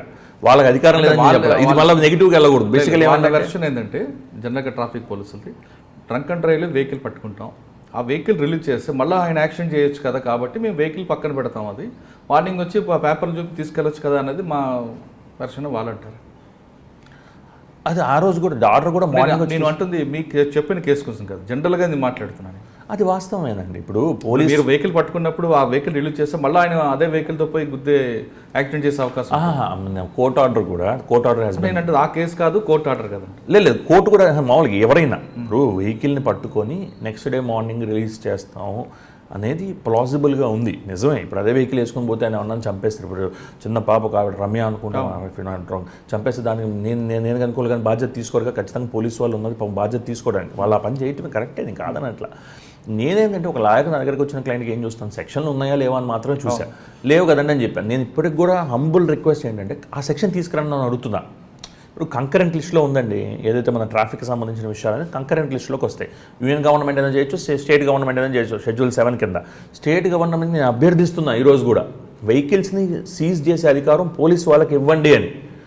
మీరు ఫస్ట్ పోలీసు వాళ్ళకి అధికారం ఇవ్వాలి కదా. పోలీసులకి ఇమ్మంటారా, ట్రాఫిక్ పోలీసులకి ఇమ్మంటారా? ఇంటూ సే ట్రాఫిక్ పోలీస్. మీరు మోటార్ వెహికల్ యాక్ట్ అంటున్నాను కదా, అందుకే మోటార్ వెహికల్ యాక్ట్లో అమెండ్మెంట్ తీసుకొని రండి నా రిక్వెస్ట్. అంటే ఇప్పటికి తీసుకురాకపోయింది, కానీ ఈ మధ్యకాలంలో నేను ఆ కేసులు ఏం చేయలేదు, సో నాకు అంత ఐడియా లేదు. ఒకవేళ తీసుకురాకపోతే మాత్రం తీసుకొని రండి. అంటే యాక్చువల్గా మోటార్ వెహికల్ యాక్ట్లో వాహనాలు సీజ్ చేసే అధికారం, వాహనాలు సీజ్ చేసే అధికారం కదండి. డ్రంక్ అండ్ డ్రైవ్ కేసులో వాహనాలు సీజ్ చేసే అధికారం. అదే నేను అదే చెప్తున్నా. డ్రంక్ అండ్ డ్రైవ్లో వాహనాలు సీజ్ చేసే అధికారం లా అండ్ ఆర్డర్ చేయాలి, ట్రాఫిక్ వాళ్ళది కాదు అనేది ఒక వాదన ఉందండి. కానీ మీరు దీని ప్రభుత్వం ఏం చేసిందంటే ఎప్పటి నుంచో సార్ నాకు ఈ వాదనలు ఏవి కాదు సార్, నేను మీకు ఆన్సర్ లేదు. ఒక్క నిమిషం చెప్తాను. జనరల్గా కమిషనరేట్ కాకుండా జిల్లాలో ఎక్కడ తీసుకున్నా ట్రాఫిక్ పోలీసులు ఓన్లీ 337 వరకు చూస్తారు తప్ప 304 చూస్తుంది లా అండ్ ఆర్డర్ చూస్తారు. కమిషనరేట్కి వచ్చిన తర్వాత యూనిట్ ఆఫీసర్ యొక్క నిర్ణయం మేరకు రెండు కూడా మీరు జిల్లాలకి కమిషనరేట్ డిఫరెంట్ తీసుకోండి. జిల్లాలో వచ్చేసరికి అక్కడ ఎస్పీ ఉంటారు, ఇక్కడికి వచ్చేసరికి డీసీపీ అవుతారు. అదేవిధంగా ట్రాఫిక్ తీసుకునేసరికి వెహికల్ ఆపే అధికారం, చలానా వేసే అధికారం ట్రాఫిక్ ఉంటుంది. కానీ 337, 304A చేసి లాండ్రీ చేస్తారు, ఎందుకంటే ఇన్వెస్టిగేషన్ పార్ట్ కోర్టు వాళ్ళ దగ్గరకు చార్జ్ షీట్ అంతా వస్తుంది వాళ్ళకి ఉంటుంది అవును. కాబట్టి ఇక్కడికి వచ్చేసరికి రెండు కలిపి ఉంటారు. ట్రాఫిక్ కూడా చేస్తారు ఈ పని, దీనికి ఎందుకంటే వాళ్ళకి యూనిట్ ఎక్కువ ఉంది కాబట్టి చేస్తారు సార్. ఇది ఎప్పటి నుంచో ప్రభుత్వం దగ్గర ఉంది. కానీ మీరు చెప్పేది ఏంటంటే దీనికి జిల్లాలో కూడా ఆ గవర్నమెంట్ నిర్ణయం తీసుకోమని మీరు అంటున్నారు, అంతేనా? నేను ఏం చెప్పను సార్, అది గవర్నమెంట్ ఇష్టం, పోలీస్ వాళ్ళ ఇష్టం. నేను చెప్పేది మీరు చలాన్లో కానీ లేదా ఒక నా వెహికల్ మీరు సీజ్ చేసినప్పుడు ఒక లాయర్గా నేను చెప్పేది వెరీ సింపుల్. దీన్ని ఎవరు యాంటాగనైజ్ అవ్వాల్సిన అవసరం కూడా లేదు దీనికి. నేను చెప్పేది వెరీ సింపుల్. నేనేం చూస్తాను, నా వెహికల్, నా క్లయింట్ వెహికల్ ఎవరిదని తీసుకున్నప్పుడు వాడు నా దగ్గరికి వచ్చినప్పుడు, అయ్యా ఇలా నా వెహికల్ సీజ్ చేశారా, ఆయన నా దగ్గరికి వచ్చాడు అనుకోండి, నేను పోవాల్సిన న్యాయస్థానంకి, అది నా వృత్తి. సో నేను ఇప్పుడు ఏం చూస్తాను, మీరు ఏ సెక్షన్లు వేసారో చూస్తాను, ఆ సెక్షన్లో మీకు అధికారం ఇచ్చిందో లేదో చూస్తాను. బికాజ్ ఇప్పుడు మీకు తెలుసు అండి, చాలామంది ఆడియన్స్ కోసం కూడా చెప్తున్నాను, మనకి 3 ఆర్గాన్స్ ఉన్నాయి, మన legislature, executive and judiciary. So legislature, the purpose of the legislature, the primary responsibility of the legislature is to enact laws, and these laws empower the executive. And if the laws that are enacted by the legislature which empower the executive are not in compliance with the constitutional norms, then you can question them challenge them before the honorable court, in the court of competent jurisdiction. So ఇక్కడ point ఏంటంటే, loss enact చేసేది legislature, దాన్ని implement చేయాల్సింది administration, government, executive. ఆ లా ఉందా లేదా అని మాత్రం చూస్తాను నేను. నాకు ఎవరు, ఏ మనిషి ఎవరున్నారు అక్కడ, ఏంటి పరిస్థితి, ఏం జరుగుతుంది, వాళ్ళు చెయ్యాలా చేయకూడదా, నేను I'm N advocate but I'm not an educator. ఎందుకు చేయలేదు అని రోడ్డు మీదకి వచ్చి అడిచే ఇది కాదు, చేశారా లేదా, ఒక న్యాయవాదిని అంతే నేను. ఆ పర్టికులర్ సెక్షన్లో మీరు ఇన్వోక్ చేసినవి చలాన్లో, అవి మీకు ఆ పవర్ ఇచ్చినాయా లేవా, అంతవరకే చూస్తుంది తప్ప దాని బియాండ్ నేను ఎందుకు చూస్తానండి. ఇప్పుడు నేను fam and educator, public interest litigation ఒకటి వేసిన తర్వాత విత్డ్రా అయింది, అతను విత్డ్రా చేసుకున్నారు petitioner, and he is at liberty to do, he was at liberty to do it. నేను ఒక ఎడ్యుకేటర్ అనుకోండి, నేను మళ్ళీ పబ్లిక్ ఇంట్రెస్ట్ లిటిగేషన్ వేసుకోవచ్చు, పార్టీని పర్సనల్గా ఇంకో పిటిషనర్ అయినా పెట్టి. I'm not an educator, I'm an advocate. నా దగ్గరికి ఎవరన్నా వస్తే అతనికి న్యాయం చేయడం వరకే నా బాధ్యత తప్ప, ఏదో గవర్నమెంట్ మీద వ్యతిరేకంగా పోయి గవర్నమెంట్ చేయడం కానీ అవి నా ఉద్దేశం కాదు. గవర్నమెంట్ చేయాల్సింది అపోజిషన్ పార్టీస్ ఉన్నాయి, వాళ్ళు చేస్తారు, ఆ రెస్పాన్సిబిలిటీ వాళ్ళకు ఉంది. నేను ఇవి ఎవరికి ఏం చెప్పను, వాళ్ళకి అధికారం ఉందా చెప్పను, లేదా చెప్పను. ఉంటే అది చట్టంలో ఇన్వోక్ చేయండి, చేస్తే నాలాంటి వారికి స్కోప్ ఉండదు హైకోర్ట్స్లో అలా ఆర్గ్యూ చేయడానికి. My point is confined to this aspect అండి. I'm not against the system, I'm not against the government, I'm not against the police officers. My thing is invoke it as part of the challan and you have the right, you can detain. And police ఆ విధంగా స్ట్రిక్ట్గా ఉండబట్టే కదా road 100% ఉండాలండి. Police 100% స్ట్రిక్ట్గా ఉండాలి, ఇంకా స్ట్రిక్ట్గా ఉండాలి. వాళ్ళు స్ట్రిక్ట్గా ఉండటం కోసం చట్టాలు చేయండి అని అడుగుతున్నాను, రిక్వెస్ట్ పెడుతున్నాను అంతే. నేను లెజిస్లేచర్ని, వాళ్ళు స్ట్రిక్ట్గా ఉండాలని వాళ్ళ తపన తప్ప, మీరు లెజిస్లేటర్లు మీరు చేయకపోతే వాళ్ళు రేపు కోర్టులో వాళ్ళు భంగపాటు ఎదురవుతుంది వాళ్ళకి. మీరు చేసే తప్పుల వల్ల పాపం వాళ్ళ అడ్మినిస్ట్రేటివ్ వాళ్ళందరూ ఇబ్బంది పడాల్సి వస్తుంది. నేను అందుకే చెప్తాను మళ్ళీ, my point is, my request is to the legislators, please make laws which empower them to seize my vehicle in a drunk and drive case if such law is not at made. ఇప్పటివరకు లా చేయకపోతే మాత్రం మీరు లా చేయాలని వాళ్ళని request చేసుకుంటున్నా. వీళ్ళేం చేస్తారు, at the end of the day police are empowered by laws, they will implement laws, they will enforce laws. If the law itself is not there, they cannot enforce it in challan కదా. మీరు వాళ్ళకి లా చేసి అధికారం ఇవ్వండి నేను ఇప్పటికీ request చేస్తున్నా. అధికారం ఇస్తే వాళ్ళు దీనిలో ఛాలెంజ్ చేస్తారు. నాలాంటి అడ్వకేట్ కోర్టుని అడిగినా, బాబు చట్టం ఉంది కదా నువ్వు ఎలా అడుగుతున్నావు అని కోర్టును అందిడుతుంది. అది లేకపోవటం వల్ల నేను అది గమనించాను, అది గమనించి కోర్టులో క్వశ్చన్ చేశాను, ఆర్డర్ వచ్చింది. ఇప్పుడు ట్రాఫిక్ నిబంధనలు వ్యతిరేకంగా ఉన్న వాళ్ళ మీద చాలా కఠినంగా ఉండాలి, 100% ఉండాలని అంటూ గతంలో హెల్మెట్ లేకపోతే 5,000 లైసెన్స్ లేదు 10,000 ఇటువంటి అన్నీ వచ్చాయి ఎంబీ యాక్ట్లో. కానీ అది ఇంప్లిమెంట్ కాకపోవడం వల్ల ఇంకా ప్రమాదాలు పెరుగుతున్నాయని అనుకోవచ్చా మనం? దానికి సెవరల్ రీజన్స్ ఉంటాయండి. ఇప్పుడు అది అడ్మినిస్ట్రేషన్ ఆన్సర్ చేయాల్సిన క్వశ్చన్, లాయర్గా నేను ఆన్సర్ చేయాల్సిన క్వశ్చన్ కాదు. That is for the administration to decide what labs you found so that these issues are coming up again and again. ఎందుకు ఇవి అగైన్ అండ్ అగైన్ వస్తే మష్రూమ్ అవుతున్నాయి అనేది ఇట్ ఈస్ నా ఆన్సర్. మీరు యూఎస్ నుంచి వచ్చారండి, మీరు అక్కడ చూస్తుంటారు ట్రాఫిక్ రూల్స్ ఎలాగ ఉంటాయని. ఇక్కడికి వచ్చిన పబ్లిక్ ఎందుకంటే ఆ కల్చర్ అక్కడ ఉన్న వాళ్ళు కూడా కొంతమంది ఇక్కడికి వచ్చి కూడా బిహేవియరల్ ప్యాటర్న్స్లో చేంజెస్ మీకు అంత ఫాస్ట్గా రావు కదా మురళి గారు. బిహేవియరల్ ప్యాటర్న్స్లో చేంజెస్కి టైం పడుతుంది, జనాలు అర్థం చేసుకొని. చాలా వరకు మీకు సిటీస్లో ఇప్పుడు హైదరాబాద్ లాంటి మెట్రోపాలిటన్ సిటీలో మీకు చాలామంది దే ఫాలో ట్రాఫిక్ రూల్స్ అండి, చాలామంది. బికాస్ మీకు ఇంతకుముందు కన్నా ఇప్పుడు ర్యాంపెంట్గా రెడ్యూస్ అయిందని నా గట్టి నమ్మకం. చాలామంది వాళ్ళ లైసెన్సులు వాడి వెహికల్స్ డ్రైవ్ చేయటం, లేదు సీట్ బెల్ట్స్ వేసుకోవటం, చాలామంది they are following traffic rules అని. We cannot blame every. మన చట్టం మీద అవగాహన లేకపోవడం అంటారు, అవగాహన వస్తుందంటారు. చట్టం మీద అవగాహన లేకపోవడం దట్స్ దేర్ ఓన్ మిస్టేక్ అండి. ఇగ్నోరెన్సియా జూరిస్ నాన్ ఎక్స్క్యూజ్ యాట్ అంటాం లాటిన్ టర్మ్లో. Ignorance of law is not an excuse. So you have to know the law. law of the land you have to know. That's your primary responsibility being the citizen of this country or an individual who is residing in this particular territory. మీకు ఆ responsibility ఉంది. చట్టాలు మీరు తెలుసుకోవాల్సిన అవగాహన ఉంది. చట్టాలు తెలపాల్సిన అవగాహన కూడా గవర్నమెంట్స్కి ఉంది. గవర్నమెంట్స్ కూడా టైమ్ అండ్ అగైన్ మీరు ఎక్కడ చూసిన స్క్రీన్ సినిమా మూవీకి వెళ్తే మూవీలో స్క్రీన్ చేస్తుంటారు, లేదా రోడ్ల మీద హోర్డింగ్స్ పెడుతుంటారు.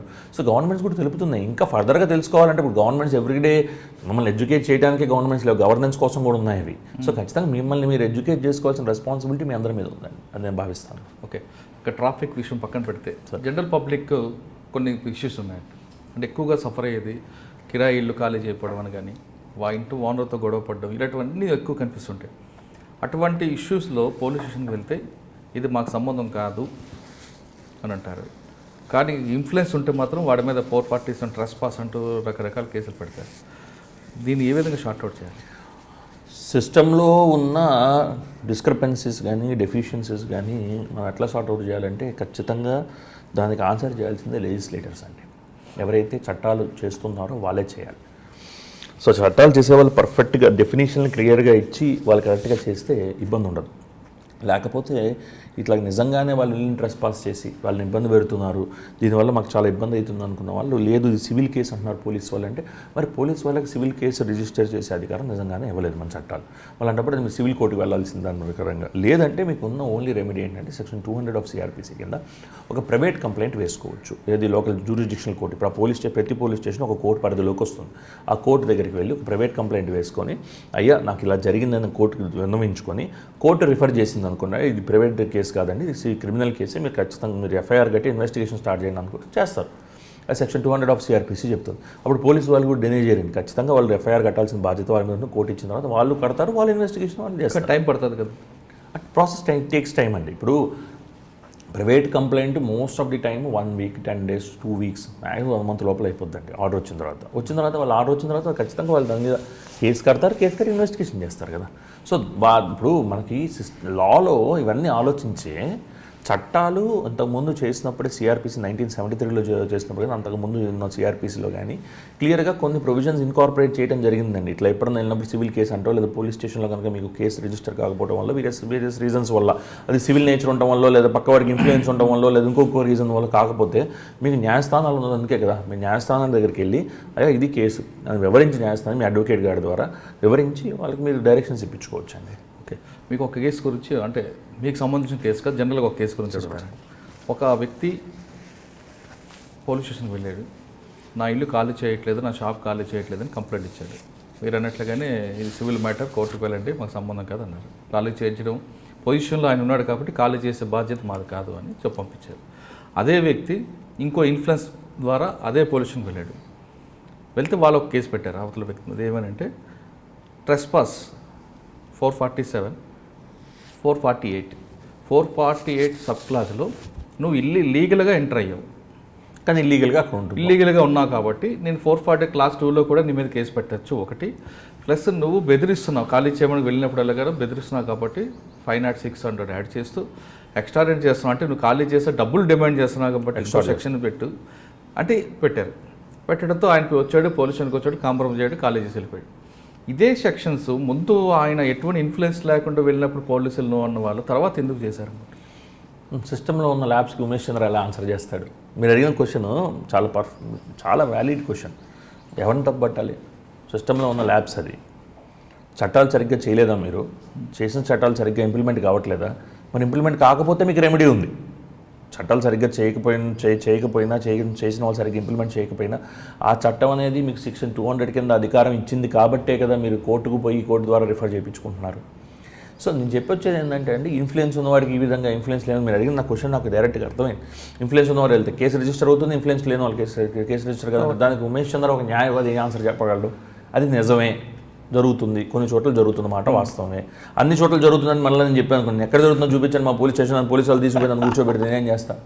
నేను ఉమేష్ చంద్ర గారికి ఎందుకు అడిగానంటే ఇటువంటి కేసులు ఏమైనా మీ దగ్గరకు వస్తే మీరేం సలహా ఇస్తారు? సలహా ఇచ్చేది ఏంటంటే అండి, ఒక్కసారి ఫస్ట్ థింగ్ మనకి ఇప్పుడు మళ్ళీ అగైన్ ఒక న్యాయవాది. చాలామంది అంటారు సార్ మీరు బుక్ అంటారేంటి సార్ అని. నేను ఆ బుక్కే మాట్లాడాలి.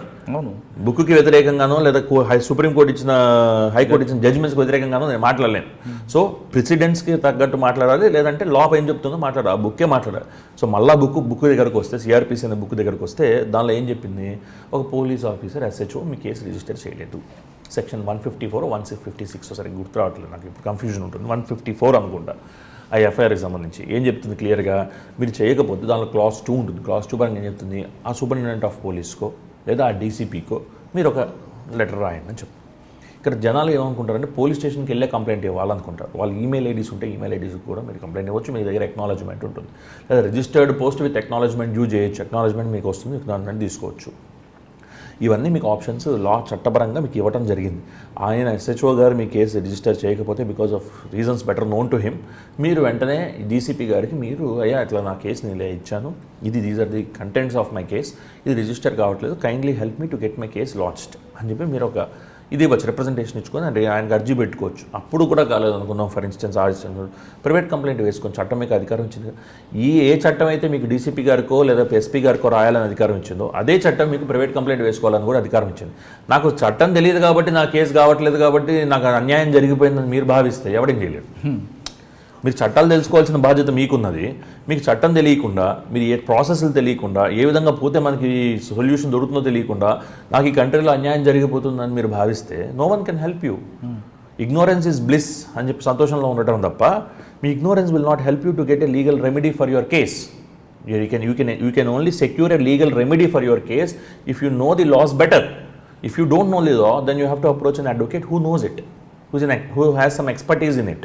ఆయన దగ్గరికి వెళ్తే ఆయన చెప్తారు, బాబు ముందు డీసీపీకి లెటర్ రాసావా, ముందు నీ ఆప్షన్స్ ఎగ్జాస్ట్ చేసుకో, ఓ రిట్ పిటిషన్ వేయాలన్నా లేదా కోర్టులోకి పిటిషన్ వేయాలన్నా ముందు ఈ ప్రాసెస్ అంతా మీరు ఫాలో అయిన తర్వాత మీరు పోగలుగుతారు. ఇది ఫాలో కాకుండా ఎట్టబోతారు. సో ఇది దిస్ ఈస్ ది పాయింట్ అండి. సో నాకు ఇట్లా కేసు అయిందండి అన్యాయం, ఫస్ట్ డీసీపీకో SPకో లెటర్ రాయి. ఇన్ కేస్ పర్హాప్స్ అది జరగకపోతే then you go for a private complaint by engaging an advocate. That is the point. అట్లాంటి కేసుల్లో ఇన్ఫ్లుయెన్స్ ఉన్నవాడికి జరుగుతుంది, ఇన్ఫ్లుయెన్స్ ఉన్నవాడికి నేనేం చేస్తాను, that's part of the system. Influence ఉన్నవాడి గురించి మీకు అడగట్లేదు, ఇన్ఫ్లుయెన్స్ లేని వ్యక్తుల గురించి సలహా అడిగాను మీకు. అదే మీరు లేని వాళ్ళు ఇది చేయొచ్చు అండి. డీసీపీ గారికి SP గారికి ఒక రిప్రజెంటేషన్ ఇచ్చుకొని ఆ తర్వాత ప్రైవేట్ కంప్లైంట్ కోర్టులో వేసుకోవచ్చు అండి. చిట్టీలు సాధారణంగా ఇంటి పక్కన ఫ్రెండ్షిప్లు ఉంటారు, అక్క తమ్ముడు బావ అనుకుంటారు, చిట్టీలు వేసుకుంటారు. చిట్టీలు వేసుకున్న తర్వాత చిట్టి టైం అయిపోయిన తర్వాత ఈ డబ్బులు మరింత ఇంట్రెస్ట్ ఇస్తామని ఒక చిన్న ఆశ చూపించి ఆ డబ్బులు కూడా వీళ్ళ దగ్గర పెట్టుకుంటారు. ఏదో 1-2 నెలలు ఇస్తారు, తర్వాత ఇవ్వరు. తర్వాత ఒకరోజు గాయమైపోతారు. ఆ బాధితులు పోలీస్ స్టేషన్కి వెళ్తే నీ దగ్గర రికార్డు ఉందా ఫస్ట్ అడిగే క్వశ్చన్. డాక్యుమెంట్ నువ్వు డబ్బులు కట్టినట్టు ఎవిడెన్స్ ఏంటి ఉండదు, వీళ్ళ దగ్గర ఉండదు. ఎందుకు మాట వరుసను కట్టుకుంటారు కాబట్టి అయిపోతుంది. ఇది సివిల్ మ్యాటర్, పోయి కోర్టుకు పో అని చెప్తారు. అటువంటి వాళ్ళు మరి అగైన్ ఒక ఇన్ఫ్లుయెన్స్ పర్సన్ దగ్గరకు వస్తే పోలీసులు దాన్ని మళ్ళీ వేరేగా డైవర్ట్ చేస్తారు. చేసి మేము కట్టినట్లుగా ఫలానాగా ఉంది, ఇది ఉంది, అది ఉంది, ఏదో క్రియేట్ చేసి కేసులు పెడతారు. ఇన్ఫ్లుయెన్స్ లేని వ్యక్తులు, చిట్టీల పేరు మోసం పోయిన బాధితులు, వాళ్ళకి న్యాయం జరగాలంటే ఏం చేయాలి? అంటే గుడ్ క్వశ్చన్ అండి. My knowledge on this subject is limited. First of all let me confess that. So but point ఏంటంటే చిట్ ఫండ్ యాక్ట్ అని ఒక యాక్ట్ తీసుకురావడం కూడా జరిగింది. చిట్ ఫండ్స్ వాటిని తీసుకురావడం, లా పరిధిలోకి తీసుకురావడానికి రెగ్యులేట్ చేయడం కోసం చిట్ ఫండ్ యాక్ట్ అని తీసుకురావడం జరిగింది. ఒకవేళ చిట్ ఫండే మిమ్మల్ని మోసం చేసింది అనుకోండి, ఆ లా పరంగా మీకు రెమెడీస్ ఉన్నాయి. సో అది రిజిస్టర్డ్ కంపెనీ అయితే మీకు ఆ లా పరంగా రెమెడీస్ ఉంటాయి. Certainly you can seek for legal remedies. అలా కాకుండా ఇండివిజువల్స్ మీకంతకు మీరు అనుకొని మధ్యలో చేశారనుకోండి, ఫర్ ఇన్స్టెన్స్ కొన్ని కేసుల్లో ఏంటంటే మీకు మీద చీటింగ్ కేసు అది పెట్టడం కూడా జరుగుతుంటుంది కొన్ని సిచ్యువేషన్స్లో.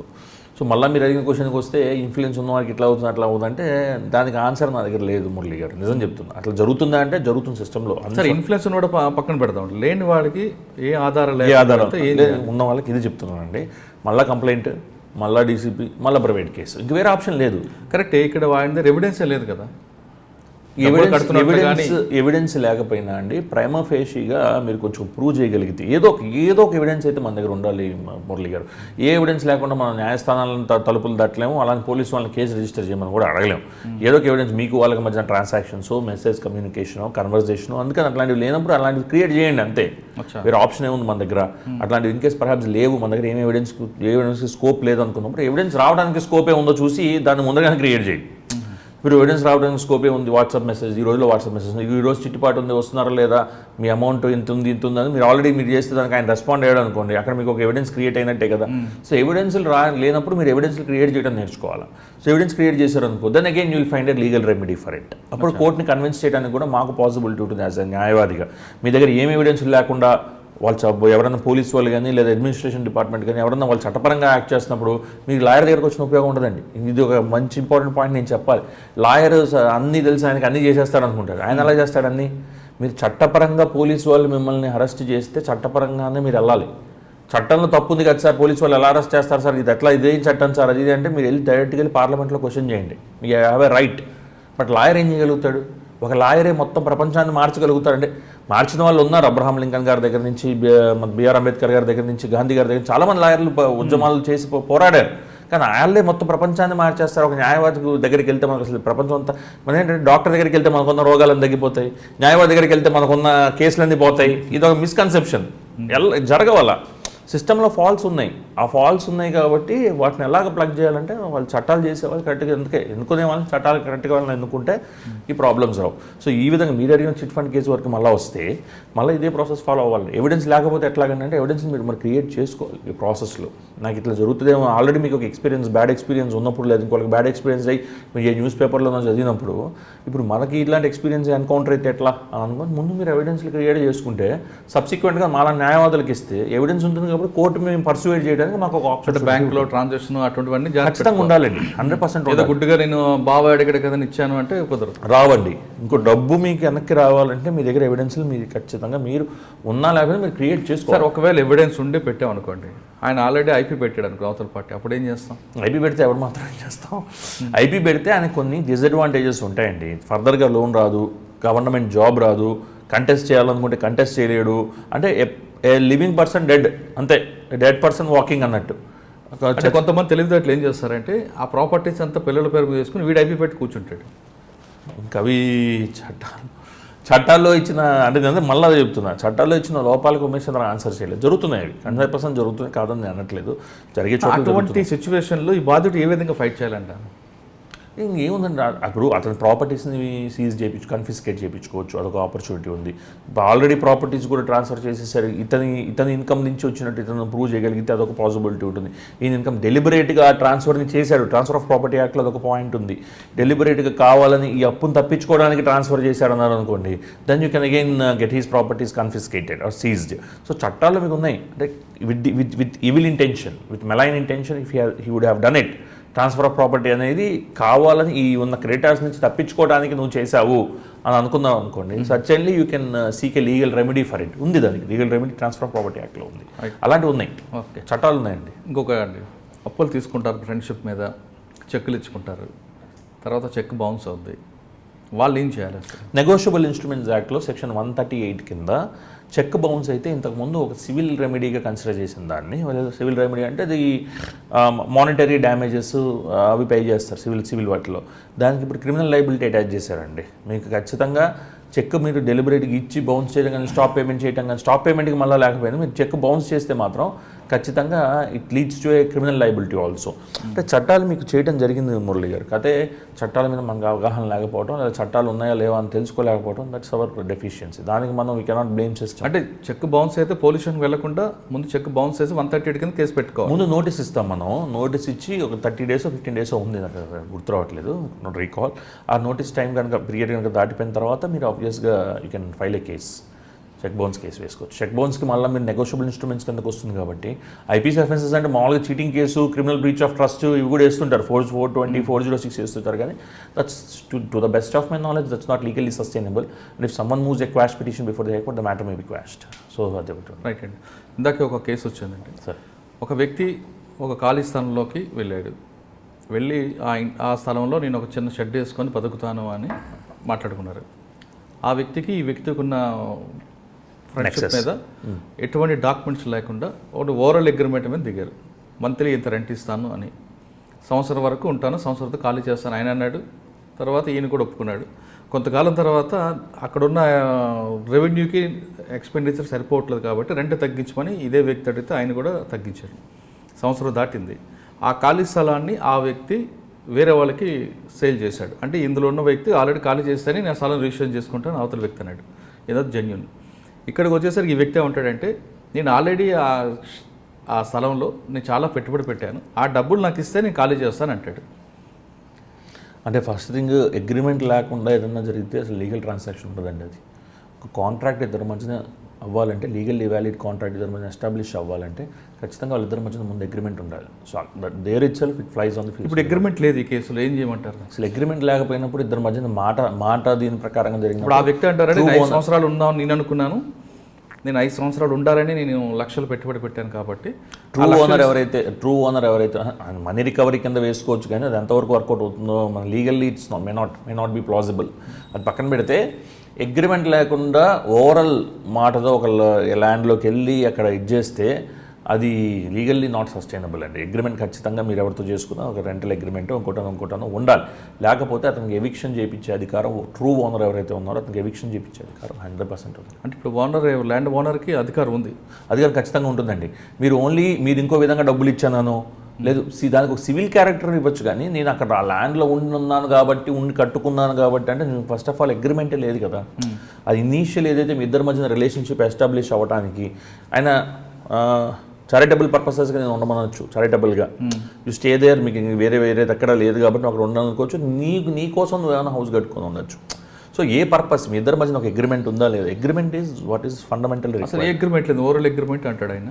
నాకు తెలిసి అది suit for damages, suit for money recovery చేసుకోవచ్చు. ఇప్పుడు ల్యాండ్ ఓనర్కి అయితే మీరు ఏం చెప్తారు చెప్పండి? ల్యాండ్ ఓనరు నా స్థలం నుంచి ఆ వ్యక్తి ఖాళీ చేయాలి, ఆ వ్యక్తి ఖాళీ చేయమంటే నాకు ఈ విధంగా డబ్బులు డిమాండ్ చేస్తున్నాడు ఆయన అంటాడు. ఆయన ఏమంటాడు, ఓనర్ టెనెంట్ ఏమంటాడు అంటే నేను ఆల్రెడీ పెట్టుబడి పెట్టా, దీనికి 5 సంవత్సరాలు ఉండాలని పెట్టుకున్నాను కాబట్టి 100% నేను క్రిమినల్ కేసు ఒకటి ఏమంటాను. ఓనర్ వైపు అయితే ఏం చెప్తాను? ఓనర్ వైపు చెప్తానండి. ఓనర్ వైపు అతను మరి వచ్చి ఉన్నాడు కాబట్టి మేము ఇద్దరి మధ్యన అగ్రిమెంట్ ఏమీ లేదు కాబట్టి ఇతను ఓనర్ నా దగ్గరకు వచ్చినప్పుడు నేను నా client satisfaction is my priority. మీకు ఏమైనా అగ్రిమెంట్ ఉందా అన్నీ అడుగుతాను. అన్నీ అడిగితే మీరు లీగల్గా ఎట్లా ప్రొసీడ్ కాగలుగుతారు అని చెప్పినప్పుడు నేను 100% చెప్తాను. ఫస్ట్ థింగ్ ఎవిక్షన్ సూట్ వేసుకోండి. Second thing invoke criminal liability. ఒక civil case takes a lot years together. So మీరు at the same time criminal liability కూడా ఉంటే then it puts some pressure on him. అప్పుడు ఆయన వెకేట్ చేయడానికి possibility ఉంటుంది. ఇక నేను డబ్బులు ఇమ్మంటానా ఏమో వద్దంటానా అంటే నేను ఎవరికైనా అన్యాయం జరుగుతున్నప్పుడు ఇవ్వండి అండి అని చెప్తాను. ఇవ్వండి, మీకు ఏమైనా పాసిబిలిటీ ఉంటే ఇవ్వండి, అదొక పాసిబిలిటీ ఉంది. లేదంటే కన్సెన్సస్ చేసుకోండి. ఫస్ట్ అన్నిటికన్నా ఇంపార్టెంట్ కన్సెన్సస్. కన్సిలియేషన్కి పాసిబిలిటీ ఉందా, ఇద్దరు కూర్చొని మాట్లాడుకునే పాసిబిలిటీ ఉందా, మాట్లాడుకొని చేసుకోండి. ఈ కోర్టు కేసులు ఈ హెడ్ఏక్ ఎందుకండి, మాట్లాడుకొని చేసుకుంటే బెటర్. లేదనుకోండి then this process you need to follow. అంటే మీరు ఓనర్ వైపు మీకు సంప్రదిస్తే మీరు చెప్తారు. అదే టెనెంట్ మీ దగ్గరకు వచ్చాడు అనుకోండి, అప్పుడేం చెప్తారు? టెనెంట్ నా దగ్గరకు వస్తే మాత్రం క్లియర్గా చెప్తారు, మీ దగ్గర లీగల్ అగ్రిమెంట్ లేదండి. మీరు లీగల్ అగ్రిమెంట్ లేనప్పుడు మనం ఏం చేయగలుగుతాం, suit for damages, recovery of money సూటో వేసుకోండి, దానివల్ల వస్తుందని మాత్రం నేను గ్యారంటీ ఇవ్వను. టెనెంట్ ఏమంటాడంటే నేను సంవత్సరం అనుకోలేదు, 5 years అనుకొని నేను చాలా 10 lakhs వరకు పెట్టుబడి. నువ్వు అనుకున్నా దానికి వ్యాలిడిటీ ఉండదని చెప్తాను సార్ నేనైతే. మీరు ఏమన్నా అనుకోవచ్చు అండి, దానికి వ్యాలిడిటీ ఉండదు unless there is a legal document to that effect. Legal document మీరు ఏమైనా రాసుకున్నారని అడుగుతారు. ఏం రాసుకోలేదు సార్, మా మధ్యన ఏం లేదు సార్ అంటే, కొన్ని మనీ ట్రాన్సాక్షన్స్ ఎట్లా జరిగాయి, మీరు ఏమన్నా రెంట్ ఇచ్చానే ఉంది, ఆన్లైన్లో ఇచ్చాను అలా ఉందనుకోండి, రికవరీ ఆఫ్ మనీ సూట్ వేసుకో, నాకు డబ్బులు ఇచ్చాను, డబ్బులు నాకు వెనక్కి ఇవ్వలేదు, ఆ పర్టికులర్గా వెళ్ళు.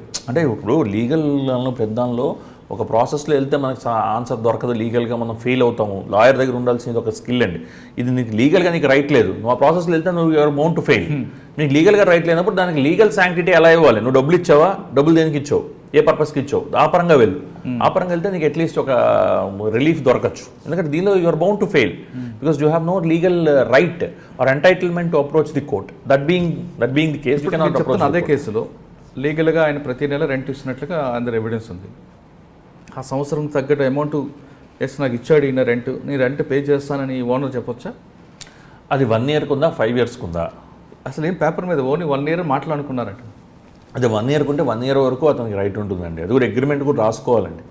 ఎందుకు అమౌంట్ ఎందుకు ఇస్తున్నావు, ఆయన ఎందుకు తీసుకుంటున్నాడు ఎవ్రీ మంత్, ఇవేంటంటే ఇవి సర్కమ్స్టాన్షియల్ ఎవిడెన్స్ కింద మనం కోర్టుని ప్రివేల్ అపాన్ అవడానికి పాసిబిలిటీ ఉంటుంది. దిస్ ఇస్ ఎందుకంటే చెప్పాను దాకా ఈ చిట్స్ విషయంలో ఎంతైతే మనకి నాలెడ్జ్ ఉందో, బేసిక్ నాలెడ్జ్తో నేను ఆన్సర్ చేస్తుంది. ఇది ఏదో నాకు లీగల్గా కంప్లీట్ నాలెడ్జ్ దాని మీద సబ్జెక్ట్ మీద ఉందని చెప్పాను. ఎందుకంటే బికాజ్ మీరు ఎట్లాగంటే ఇప్పుడు మా ప్రొఫెషన్లో కూడా క్రిమినల్ లా కానీ సివిల్ లా కానీ ఇట్లా వేరియస్ ఉంటాయి కాబట్టి కొన్నిటి మీద మాకు బేసిక్ అవగాహన ఉంటుంది, కొన్నిటి మీద ఇన్డెప్త్ నాలెడ్జ్ ఉంటుంది. ఇన్డెప్త్ నాలెడ్జ్ మీద మేము క్లియర్గా చెప్పగలుగుతాం. ఇట్లాంటి వాటి మీద ఏంటంటే మనకి ఏ ఆప్షన్స్ ఉంది. ఇప్పుడు నా దగ్గర ఒక క్లయింట్ వచ్చారండి, ప్రతి క్లయింట్కి అంటే ఒక 10 మంది వస్తే దానిలో 4-5 కామన్ ఇష్యూస్ ఉన్నా, ఇంకో 4-5 డిఫరెంట్ ఇష్యూస్ ఉంటాయి. వాళ్ళు ఒక డిఫరెంట్ ఇష్యూతో వస్తారు మన దగ్గరికి. అప్పుడు మన మైండ్ ఉపయోగించి ఇతని ఇష్యూ ఏంటి, ఇతను ఏం చేశారు ఇప్పటివరకు, అతనికి ఉన్న రిలేషన్షిప్ ఏంటి, ఏ విధంగా వచ్చారు, అది ఉపయోగించి నా మైండ్కి ఒక థాట్ వస్తే ఆ థాట్ని ఇంప్లిమెంట్ చేయటమే. ఆ థాట్ ఇంప్లిమెంట్ చేసిన ఎందుకంటే ప్రతిసారి నా క్లయింట్కి నేను వచ్చిన క్లయింట్కి చెప్తా, జరగకపోవచ్చు అని చెప్తా, జరుగుతుంది మాత్రం చెప్పరు, జరుగుతుందని చెప్పను. ఎందుకంటే కొన్ని ఉంటాయండి, ఇప్పుడు బెయిల్ ఫర్ ఇన్స్టెన్స్, బెయిల్ లాంటివి లేదా క్వాష్ పిటిషన్ లాంటివి కొన్ని నాకు క్లారిటీ ఉంటుంది, ఇంతకుముందు జడ్జ్మెంట్స్. కొన్ని మనం అటెంప్ట్ ఇస్తున్నాం కొత్తగా, it was nowhere in the law but you are giving an attempt. So అప్పుడు నేను క్లియర్గా చెప్తా, ఐఎమ్ గివింగ్ అన్ అటెంప్ట్ అండి, అయితే అవ్వచ్చు లేకపోతే లేదు, నేను ఇంత ఫీజు తీసుకుంటా, అయితే అవ్వచ్చు లేకపోతే లేదు, మీరు ఓకే అనుకుంటే I will give an attempt, లేదనుకుంటే వదిలేసి మీరు వేరే అడ్వకేట్ని చూసుకోవచ్చు. బట్ నేను మాత్రం 100% అష్యూరెన్స్ ఇవ్వను అట్లాంటి వాటిలో. నాకు నమ్మకం ఉన్న వాటిలోనే అష్యూరెన్స్ ఇస్తాను. బెయిల్ వస్తుందా సార్, ఇది సార్ అఫెన్సెస్, ఈ అఫెన్సెస్ చేశాను sir, anticipatory bail regular bail కావాలి సార్ అంటే బెయిల్ వస్తారా అని నేను ఆలోచించి టైం కూడా చెప్పేస్తాను, నేను వచ్చే పాసిబిలిటీ ఉన్నది. సో వస్తే ఇచ్చేస్తాను. కొన్ని గ్రేవ్ అఫెన్సెస్ తప్ప మిగతా వాటిలో బెయిల్ ఇచ్చే పాసిబిలిటీ ఉందని అనుకుంటాను. కాబట్టి నాకు క్లారిటీ ఉంటుంది. పైగా జడ్జి గారు ఎట్లాగా చూస్తున్నారు ఆ సిచ్యువేషన్స్ని, వాటిని, అది కూడా నాకు ఇష్యూ ఉంటుంది. ఫ్యాక్ట్స్ ఆఫ్ ది కేసు మారుతున్నప్పటికీ అఫెన్సెస్ మారవు కాబట్టి అఫెన్సెస్ పరంగా నేను చూసుకుంటూ చెప్పగలుగుతాను. కొన్ని మనం చెప్పలేనప్పుడు మనం 100% కాన్ఫిడెన్స్ ఎదురువాడికి ఇవ్వలేం. ఎందుకంటే లాయర్ దగ్గరికైనా డాక్టర్ దగ్గరికైనా నేను భావిస్తాను అన్ని గోల్పోయాక వస్తాం. అవును, వాడు వచ్చి సార్ నా దగ్గర ఏమీ లేవు సార్ అంటారు. నాకు అర్థమైపోతుంది ముందే నీ దగ్గర ఏమీ లేవు కాబట్టి నా దగ్గరకు వచ్చేవాడు. నీ దగ్గర అన్నీ ఉంటే నా దగ్గరికి ఎందుకు వస్తావు, నాకు మైండ్లో నాకు థాట్ ఉంటుంది, నా దగ్గర ఏమీ లేవు సార్, నా డబ్బులన్నీ పోయినాయి సార్, నాకు రెప్యుటేషన్ పోయింది సార్, ఇంకోటి పోయింది సార్.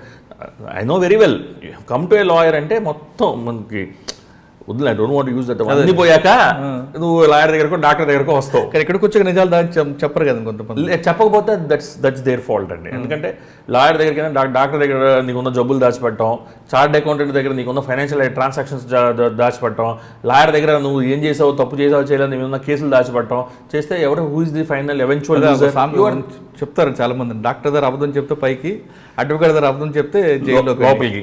సో ఎవెన్చువల్ లూజర్ ఎవరు? నాకు అబద్ధం చెప్పడం వల్ల నేను కాదు లూజర్ని, నువ్వు లూజర్వి. అందుకే నాకు నువ్వు నిజం చెప్పాలి. సో చార్టర్డ్ అకౌంటెంట్కైనా, లాయర్కైనా లేదా డాక్టర్కైనా నిజం చెప్పకపోతే you will be the loser, I'm not the loser. Right. Sir, ఇంకొక క్వశ్చన్ అండి. జనరల్గా మేము పరువు నష్ట కేసు వేస్తుంటాం, మా కుటుంబానికి పరువు నష్టం జరిగింది, లేదా నా క్లయింట్ మానసిక శోభకు గురయ్యాడు కాబట్టి అతనికి ఇంత అమౌంట్ ఇవ్వాలి, అంత అమౌంట్ ఇవ్వాలని నోటీస్ పంపిస్తుంటారు. అంటే ఏ బేసిక్ తెస్తుంటారండి జనరల్గా? ఒకవేళ ఒక కేసు వేయాలనుకోండి, ఇప్పుడు డిఫమేషన్ అండి మీరు ఉంటుంది 499, 500 ఆఫ్ ఐపీసీ కింద డిఫమేషన్ డైరెక్ట్గా పోలీస్ స్టేషన్లో వేయడానికి లేదండి, ప్రైవేట్ కేసు ద్వారా. పోలీస్ కాదు, సివిల్ కేసు అని. ఒక వ్యక్తికి పరువు రెప్యుటేషన్ ఏ విధంగా మనం అంచనా, ఆ రెప్యుటేషన్, ఆ మనిషి సమాజంలో ఆయనకున్న రెప్యుటేషన్ని ఇతను భంగం కలిగించాడని అతనుకున్న రెప్యుటేషన్ ఆయన ప్రూవ్ చేసుకుంటూ burden of proof squarely లైజ్ on him. నాకు ఇంత రెప్యుటేషన్ ఉంది సొసైటీలో. ఎందుకు మనకు బెస్ట్ ఎగ్జాంపుల్ అరుణ్ జైట్లీ గారిది, అరవింద్ కేజ్రీవాల్ గారిది కేసు జరిగింది ఢిల్లీ హైకోర్టులో. And late Shri Ram Jethmalani represented Arvind Kejriwal government ఇది కేసు. ఆయన నా రెప్యుటేషన్ ఇది అని జైట్లీ గారు చెప్పారు. నా రెప్యుటేషన్ ఇది. ఆయన డిఫమేషన్ సూట్ వేశారు. DDCAలో సమ్ ఎలిగేషన్స్ అవి వస్తాను, దానికి సంబంధించి నేను ఎలిగేషన్స్. అరుణ్ జైట్లీ గారు అన్న వ్యక్తి నా గౌరవప్రదం గురించి ఆయన ప్రూవ్ చేసుకోవచ్చు, ఎందుకంటే ఆయన సెంట్రల్ మినిస్టర్, అక్కడ అడ్వకేట్, మంచి పేరు ఉంది. సాధారణ వ్యక్తులు కొంతమంది బెదిరించడానికి వేస్తుంటారు. అంటే ఒక వ్యక్తి తన పరువు ఎంత ఉంది, దాని వాల్యూ కట్టడానికి ఏ విధంగా వెళ్ళాలంటే? ఆ వాల్యూ కట్టే ఒక ఇన్స్ట్రుమెంట్ ఏమీ లేదు సార్ మన దగ్గర. మరి దానిలో కూడా నాకు తెలిసి ఎంత 5 crores 10 crores అడిగారు జైట్లీ గారు. దానిలో కూడా చాలా నామినల్ అమౌంట్ ఇవ్వడం. నేను కోర్స్ అంత ఇవ్వండి, 5 crores 10 crores మనకి ఇవ్వ, మనం వేస్తాం. Usually we request the court to award that much punishment. ఎగ్జాంపులరీగా ఇవ్వండి, మీరు అంత పనిష్మెంట్ ఇవ్వండి, ఇస్తే it sets as a precedent, ఇంకా ఫర్దర్గా డిటరెంట్ ఎఫెక్ట్ ఉంటుంది, ఇంకా ఫర్దర్గా ఇట్లాంటి యాక్టివిటీస్ చేయరని. బట్ అంత ఇవ్వండి కోర్ట్స్ కూడా నామినల్గా మనకి ఇస్తుంటాయి.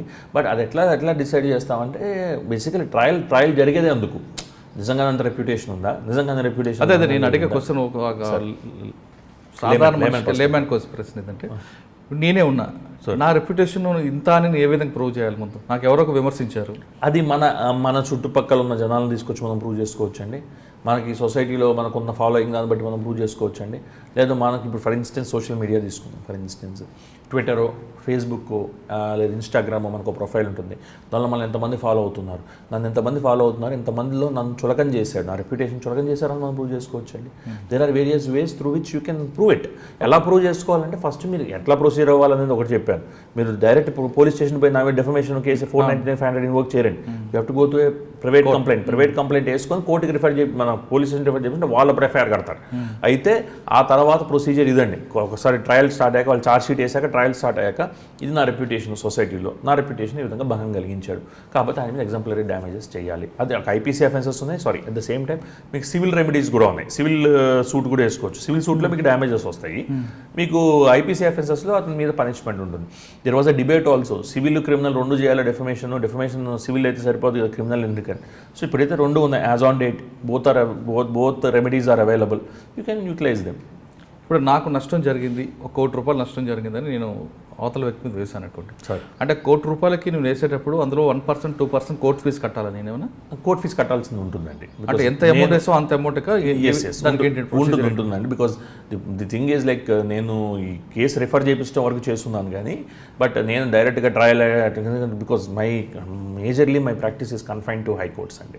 సో హైకోర్ట్స్కి ప్రాక్టీస్ ఉంది కాబట్టి లోవర్ కోర్టులో ఎట్లా ప్రొసీజర్ ఎంత కట్టాల్సి వస్తుంది ఏంటి అనేది నాకు అంత క్లారిటీ లేదు. సో కోర్ట్ ఫీజెస్ కట్టాలనేది నా అభిప్రాయం అండి. కట్టాలని తెలిసి ఎంతో కొంత అమౌంట్ కట్టమంటారు. కట్టిన తర్వాత ప్రొసీజర్ స్టార్ట్స్ అండి. ఎందుకంటే that is in order to safeguard the interest of both the parties. So that రేపు నేను ఇమీడియట్గా నేను రివోక్ చేసుకుంటాను, నేను వెనక్కి వెళ్ళిపోతాను అన్నట్టు కాకుండా కోర్టుకు ఒక ఫీజు కట్టి మొదలు పెట్టాలనేది ఉంటుంది అనుకుంటున్నాను. Subject to correction. ఓకే, ఇంకొక క్వశ్చన్ అండి. మీరు ఎక్కువగా క్వాష్ పిటిషన్ వేస్తుంటారు, మీకు మంచి పేరు కూడా తీసుకొచ్చింది సార్. అంటే క్వాష్ పిటిషన్ ఇన్ఫ్లుయెన్స్ ఉన్న వాళ్ళు డబ్బులు వేసుకోవచ్చా? సాధారణ మనుషులు కూడా వేసే అవసరం సార్? ఇన్ఫ్లుయెన్స్ ఉన్న వాళ్ళ కోసమే న్యాయస్థానాలు వెనక్కి రాసలేదు కదా సార్. ఎక్కువగా మీరు చేసిన కేసులన్నీ కూడా పెద్ద వాళ్ళు క్వాష్ పిటిషన్ వస్తాయి. చంద్రబాబు నాయుడు గారు అంటే మీరు చేయలేదు సార్, కేసు వేయగానే వేస్తుంటారు క్వాష్ పిటిషన్ అని. అసలు క్వాష్ పిటిషన్ వేయాలంటే ఏముండాలి, ఏ ఇంగ్రీడియంట్స్ ఉండాలి, అసలు వెళ్ళాలంటే దానికి మాకేం కావాలి సాధారణ పౌరుడికి? సో క్వాష్ పిటిషన్ ఎవరన్నా వేసుకోవచ్చు సార్. మీరేంటి సార్, మీరు క్వాష్ పిటిషన్స్ ఛార్జ్ చేసి వేస్తారా లేదా అని డైరెక్ట్గా అది కూడా మీరు క్వశ్చన్లు అడిగితే నేను ఛార్జ్ చేస్తాను సార్ క్వాష్ పిటిషన్స్కి. ఇట్స్ ఏ క్రిమినల్ కేస్ మీ మీద పోతుంది కాబట్టి నేను ఛార్జ్ చేస్తాను. సో నా దగ్గరకు వచ్చే వాళ్ళ దాన్ని బట్టే నేను ఛార్జ్ చేస్తాను సార్. ప్రతి వాడికి ఈ ఫీజు అంటూ ఒక స్టాండర్డ్ పెట్టుకొని ఛార్జ్ చేయనండి. తక్కువ చేస్తాను, ఎక్కువ చేస్తాను based on the financial background of that person. Because at the end of the day నేను చెప్పడం కూడా జరిగింది, public interest litigation is something which I do not charge. If you want to file a public interest litigation I will fight for you. So till the conclusion, దానికి logical conclusion చూడండి. మిగతా వాటిలో నేను charge చేయాలి, లేకపోతే నేను I cannot sustain my life. 100% దీనిలో కూడా నేను ఛార్జ్ చేస్తాను, నేను ఛార్జ్ చేయదని చెప్పనండి. సో ఆ ఛార్జ్ చేసేటప్పుడు బేసికలీ క్వాష్ పిటిషన్లో ఉన్న ఇంగ్రీడియంట్స్ ఏంటో చెప్తాను sir. First, what is quash? QUASH అంటే ఇట్స్ స్ట్రైకింగ్ డౌన్. అంటే ఒక ఎఫ్ఐఆర్ మీ మీద లాడ్జ్ అయినప్పుడు ఎఫ్ఐఆర్కి వేసుకోవచ్చు, ఛార్జ్ షీట్కి వేసుకోవచ్చు. ఎఫ్ఐఆర్ మీ మీద లాడ్జ్ అయినప్పుడు సార్ ఇది తప్పుడు ఎఫ్ఐఆర్, ఫ్రివిలస్ ఎఫ్ఐఆర్, మోటివేటెడ్గా దీన్ని నా మీద ఫైల్ చేశారు, ఇల్ ఇంటెన్షన్తో నా మీద ఫైల్ చేశారు, అసలు నేను ఈ అఫెన్స్ కమిట్ చేయలేదని చెప్పుకోవటం ఒకటి.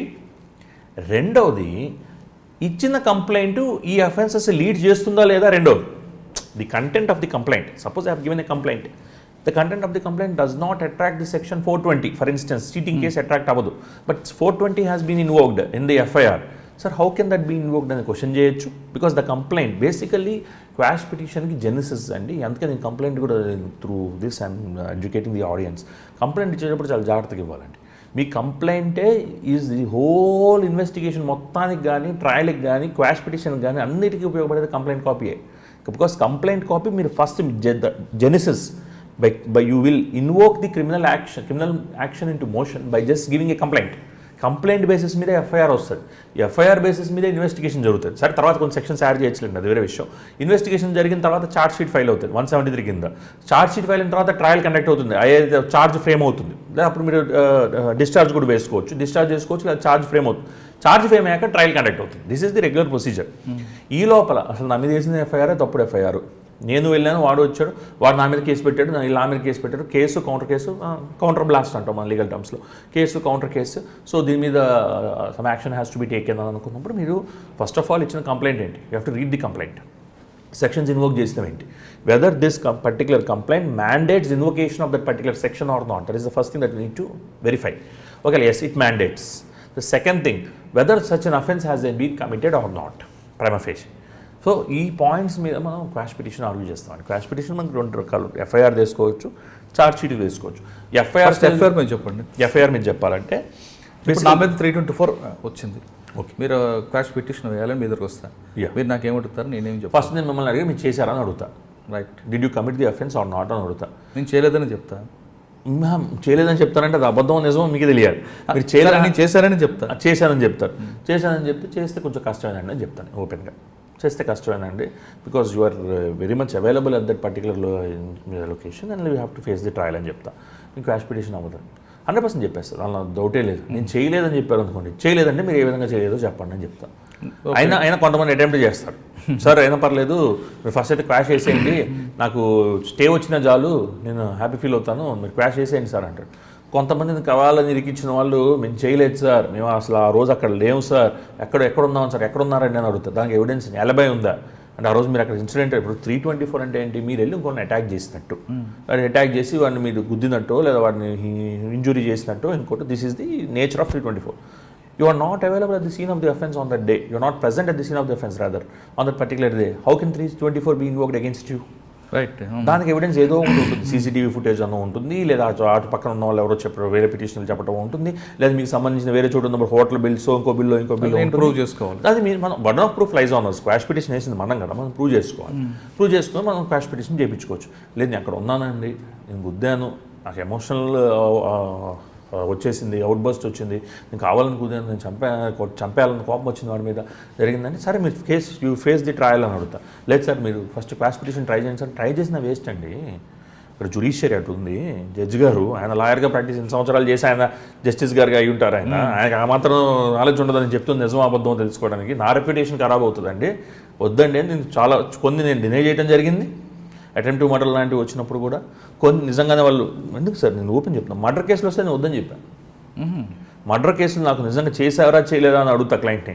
చేశానంటే వద్దు వెళ్ళిపోండి అంట. నేను చేయనండి, నాకు కొన్ని ప్రిన్సిపల్స్ ఉన్నాయి. నిజంగా చేస్తే మాత్రం నేను చేయను సార్. మీకు నిజం చెప్తున్నా. Fortunately or otherwise today I'm sustaining because of the false cases foisted by police on several individuals. Not every one but కొన్ని ఫాల్స్ కేసెస్ ఫాయిస్ చేయనాయి సార్. వేరే కూడా చేస్తారు, క్రిమినల్ ప్రాక్టీస్ వరకు చెప్తాను, మిగతా కూడా ఉంటాయి కదా నా ప్రాక్టీస్. అంతవరకు ఫాల్స్ కేసెస్ ఫైల్ అయితే నేను ఖచ్చితంగా వాళ్ళ తరఫున నిలబడతాను, నా రెస్పాన్సిబిలిటీ. సో నిలబడతాను. లేదు కొన్ని క్రిమినల్ రెస్పాన్సిబిలిటీ మీ దగ్గర న్యాయం చేశాను వస్తే మాత్రం దగ్గర కూడా రానేను సార్. నేను చెప్తాను అమ్మో గ్రేవ్ అఫెన్సెస్లో నేను రానేను sir. I have a right to choose. He has a right to be defended. He has a right to be defended and I have a right to choose. ఒక ఎథిక్స్ ఉన్నాయి కాబట్టి మీరు రానివ్వరు. నేను ఐ డినై అండి. ఎట్లా జరిగింది ఏంటి నా దగ్గరకు వచ్చేయండి. This is not something. ఇప్పుడు మంచి కేసులు గుర్తున్నాయండి. సూర్యాపేటలో కేసు జరిగింది. ఒక I don't want to name but armed reserve constable ఒక ఆయన వాళ్ళ పిన్నిని చంపేశాడు. చంపేస్తే ఆ విషయం నాకు చెప్పాడు. ఎస్ సార్ జరిగింది, ఇలా జరిగింది sir, out of this thing outburst కింద ఎమోషనల్ అవుట్ బస్ట్ చేశాను సార్ అంటే. సార్ వెళ్ళిపోండి సార్, అది ఎంత ఇస్తా sir fees, thank you sir, వెళ్ళిపోండి, నేను చేయనండి అని చెప్పాను. నేను ఓపెన్గా చెప్పాను. సార్ పోనీ కనీసం ఒక ఈ లెటర్లో ఒకటి రెండు రాసి పెట్టండి సార్. లెటర్ రాసి పెడతాను, నాకు ఇబ్బంది లేదు. వాళ్ళ డెసిషన్ తీసుకోవాలి ఇండిపెండెంట్గా, నేను తీసుకునేది కాదు కదా. లెటర్లుగా అంటే రాసి పెడతాను, రిప్రజెంటేషన్లో లెటర్లు రాయమంటే రాస్తా కానీ నేను కేసు చేయండి సార్ అని చెప్పాను. ఎందుకంటే నాకు my conscience won't permit me అండి. మన డబ్బు కోసం రాలేదు కదా. డబ్బు కోసం అయితే యూఎస్లో నేను ల్యాక్స్ ఎర్న్ చేస్తున్నా, డబ్బు కోసం రాలా నేను. ఏదో మరీ క్రిమినల్ కేసులు చేసి మరీ జనాల్ని కిడ్నాప్ చేసేసి మరీ జనాల మీద అటెంప్ట్ మర్డర్లు చేసి నేను ఎట్లా డిఫెండ్ చేస్తాను? నా కాన్షియన్స్ నన్ను అడ్మిట్ చేయదు, వేరే సంగతి పక్కన పెట్టండి. నా కాన్షియన్స్ ఓంట్ పర్మిట్ మీ. నా కాన్షియన్స్ ఇప్పుడు నాకు ఆ లిబర్టీ ఉంది కదా యాజ్ అ లాయర్గా. వేరే ఏదైనా నాకు కుదరదేమో కానీ లాయర్గా నా దగ్గరకు వచ్చిన క్లయింట్కి నేను తీసుకున్నాక మాత్రం న్యాయం చేయాలి. That is a bound and duty on us. Professional integrity question అవుతుంది, లేదంటే ఛాలెంజ్ కిందకు వస్తుంది. తీసుకున్నాక న్యాయం చేయాలి. తీసుకోవాలా తీసుకోవద్దా అనేది my liberty, no one can question. Quash పిటిషన్లోకి వస్తే మీరు చెప్పారు 324 నా మీద పెడితే నేను అక్కడ ఉన్నానా లేదనేది ప్రూవ్ చేసుకోవాలి, బాధ్యత నాది. 100%. అప్పుడు మీరు టేకప్ చేస్తారు 100%. రైట్. మీరు ఒకవేళ లేదు సార్ నేను 100% ఐఎమ్ షూర్ సార్ అంటే అప్పుడు నేను టేకప్ చేసి ఎట్లా మిమ్మల్ని అక్కడ లేనని ప్రూవ్ చేయాలనే దాని మీద నేను ప్రయత్నం చేస్తాను. ప్రయత్నం చేస్తారు 100%. ఈ క్వాష్ పిటిషన్ వేయడానికి ఎంత టైం తీసుకుంటుంది? ఎందుకంటే ఈలో పోలీసులు ఇంటి చుట్టూ తిరుగుతారు, అరెస్ట్ చేయడం ప్రయత్నం చేస్తారు. Quash petition is not an alternative to your bail. You have to file a bail application. Bail అప్లికేషన్లో మళ్ళీ 2 రకాలు, anticipatory bail, regular bail. Anticipatory bail you can move either the district court or the high court. Legislative intent కొన్నిసార్లు high courts మిమ్మల్ని మళ్ళీ direct చేస్తాయి, district కోర్టుకి వెళ్ళి రండి అని. బట్ లెజిస్లేటివ్ ఇంటెంట్ అయితే డిస్ట్రిక్ట్ కోర్ట్ అని వెళ్ళొచ్చు, హైకోర్టు కన్నా వెళ్ళొచ్చు.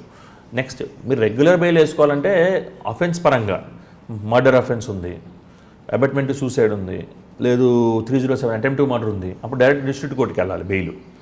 నెక్స్ట్ లేదు చిన్న చిన్న అఫెన్సెస్ ఉన్నాయి, మ్యాజిస్ట్రేట్ కోర్టుకి వెళ్ళి బెయిల్ తీసుకొచ్చుకోవచ్చు.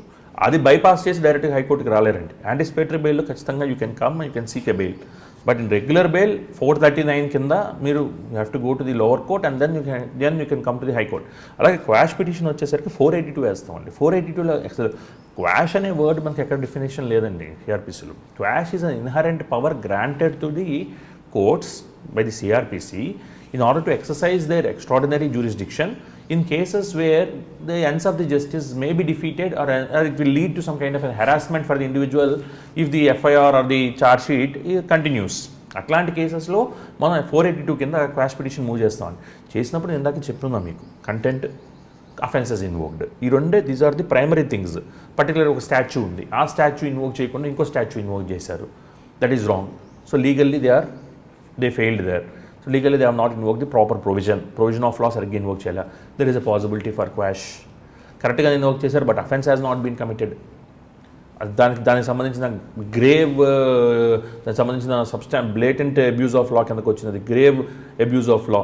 మీకు అది దానికి సంబంధించిన ఎవిడెన్స్లు మీ దగ్గర ఉన్నాయి, దాన్ని మీరు ప్రూవ్ చేశారు, క్వాష్ పిటిషన్ జరుగుతుంది. ఎన్నాళ్ళు అవుతుందంటే ఇప్పుడైనా సార్ ఓపెన్ చెప్తున్నాను, ఎవరైనా ఇంత టైం అవుతుందని ఎవరు చెప్పలేము సార్. మనం లాయర్లో ఇంత టైంలో మీకు వచ్చేస్తుందండి, ఇంత టైంలో మీకు అయిపోతుందండి approximately we can say. First stay వస్తుంది మనకి, స్టే వచ్చిన తర్వాత దాన్ని మనం స్టేగా క్వాష్ పిటిషన్కి వెళ్ళొచ్చు. క్వాష్ పిటిషన్లో మళ్ళీ 2 టైప్స్ ఉంటాయి. డైరెక్ట్గా మీరు ఆన్ మెరిట్స్ ఆర్గ్యూ చేసి క్వాష్ చేపించడం, కాంప్రమైజ్ చేసి క్వాష్ చేపించడం. ఓకే, రెండు parties they are willing to compromise, అప్పుడు ఒక కాంప్రమైజ్ పిటిషన్ వేసుకొని క్వాష్ చేపిస్తాం. లేదు the other party is very hellbent, they are not willing to relent. So they want to continue with the proceedings against the petitioner in the quash petition. అట్లాంటి కేసులో వాళ్ళకి కూడా opportunity ఇస్తారు, వాళ్ళ అడ్వకేట్ని పెట్టుకోవడానికి. ఫస్ట్ నోటీసులు సర్వ్ అవుతాయి, అడ్వకేట్ ఆపర్చునిటీస్ ఇస్తాం, స్టే వస్తుంది, అన్నీ ఉంటాయి. వాళ్ళకి ఇచ్చినప్పుడు వాళ్ళు స్టే వెకేట్ వేసుకోవచ్చు. Stay is granted, they can seek the court for vacation of that particular stay vacate ఇవ్వని లెట్ ది ఇన్వెస్టిగేషన్ ప్రొసీడ్ అని చెప్పి అడగచ్చు. దే హ్యావ్ ఎ రైట్, వాళ్ళ అడ్వకేట్ని పెట్టుకోవచ్చు. They will be heard by the court. Court is neutral arbiter, court hears all the sides. కానీ ఎక్కువగా పేపర్లో కనిపించేది ఏదో బాగా ప్రముఖులకే క్వాష్ పిటిషన్ కనిపిస్తుంది, సామాన్యుడి మీద ఎందుకు కనిపించదండి? సామాన్యుడు కోర్టుకు వెళ్ళట్లేదు. 100% వేస్తారు సామాన్యుడు. అదే ఉంది సార్. ఇప్పుడు అది ప్రముఖులు అంటే ప్రముఖులు అన్నప్పుడు మీడియా అంతా కవర్ చేస్తుంది. దానికి మీరు లాయర్లను అడిగితే మీడియాని అడగాలి. That question you have to pose to media head. అంటే మీరు సామాన్యుడి మీద ఎవరిదైనా కేసు టెకప్ చేసి క్వాష్ తీసుకొచ్చారు? సామాన్యుల మీద చాలామంది మీద క్వాష్ పిటిషన్స్ మూవ్ చేశాను సార్ నేను. చాలామంది మీద ఫీజు తీసుకొని చేశాను. 100% ఫీజు తీసుకుని. ఐఎమ్ నాట్ సార్, ఈ క్వాష్ పిటిషన్ పడతాయని తెలిసి కూడా పోలీసులు ఎందుకు తప్పు చేస్తుంటారని మిమ్మల్ని అడిగే క్వశ్చన్ కాదు.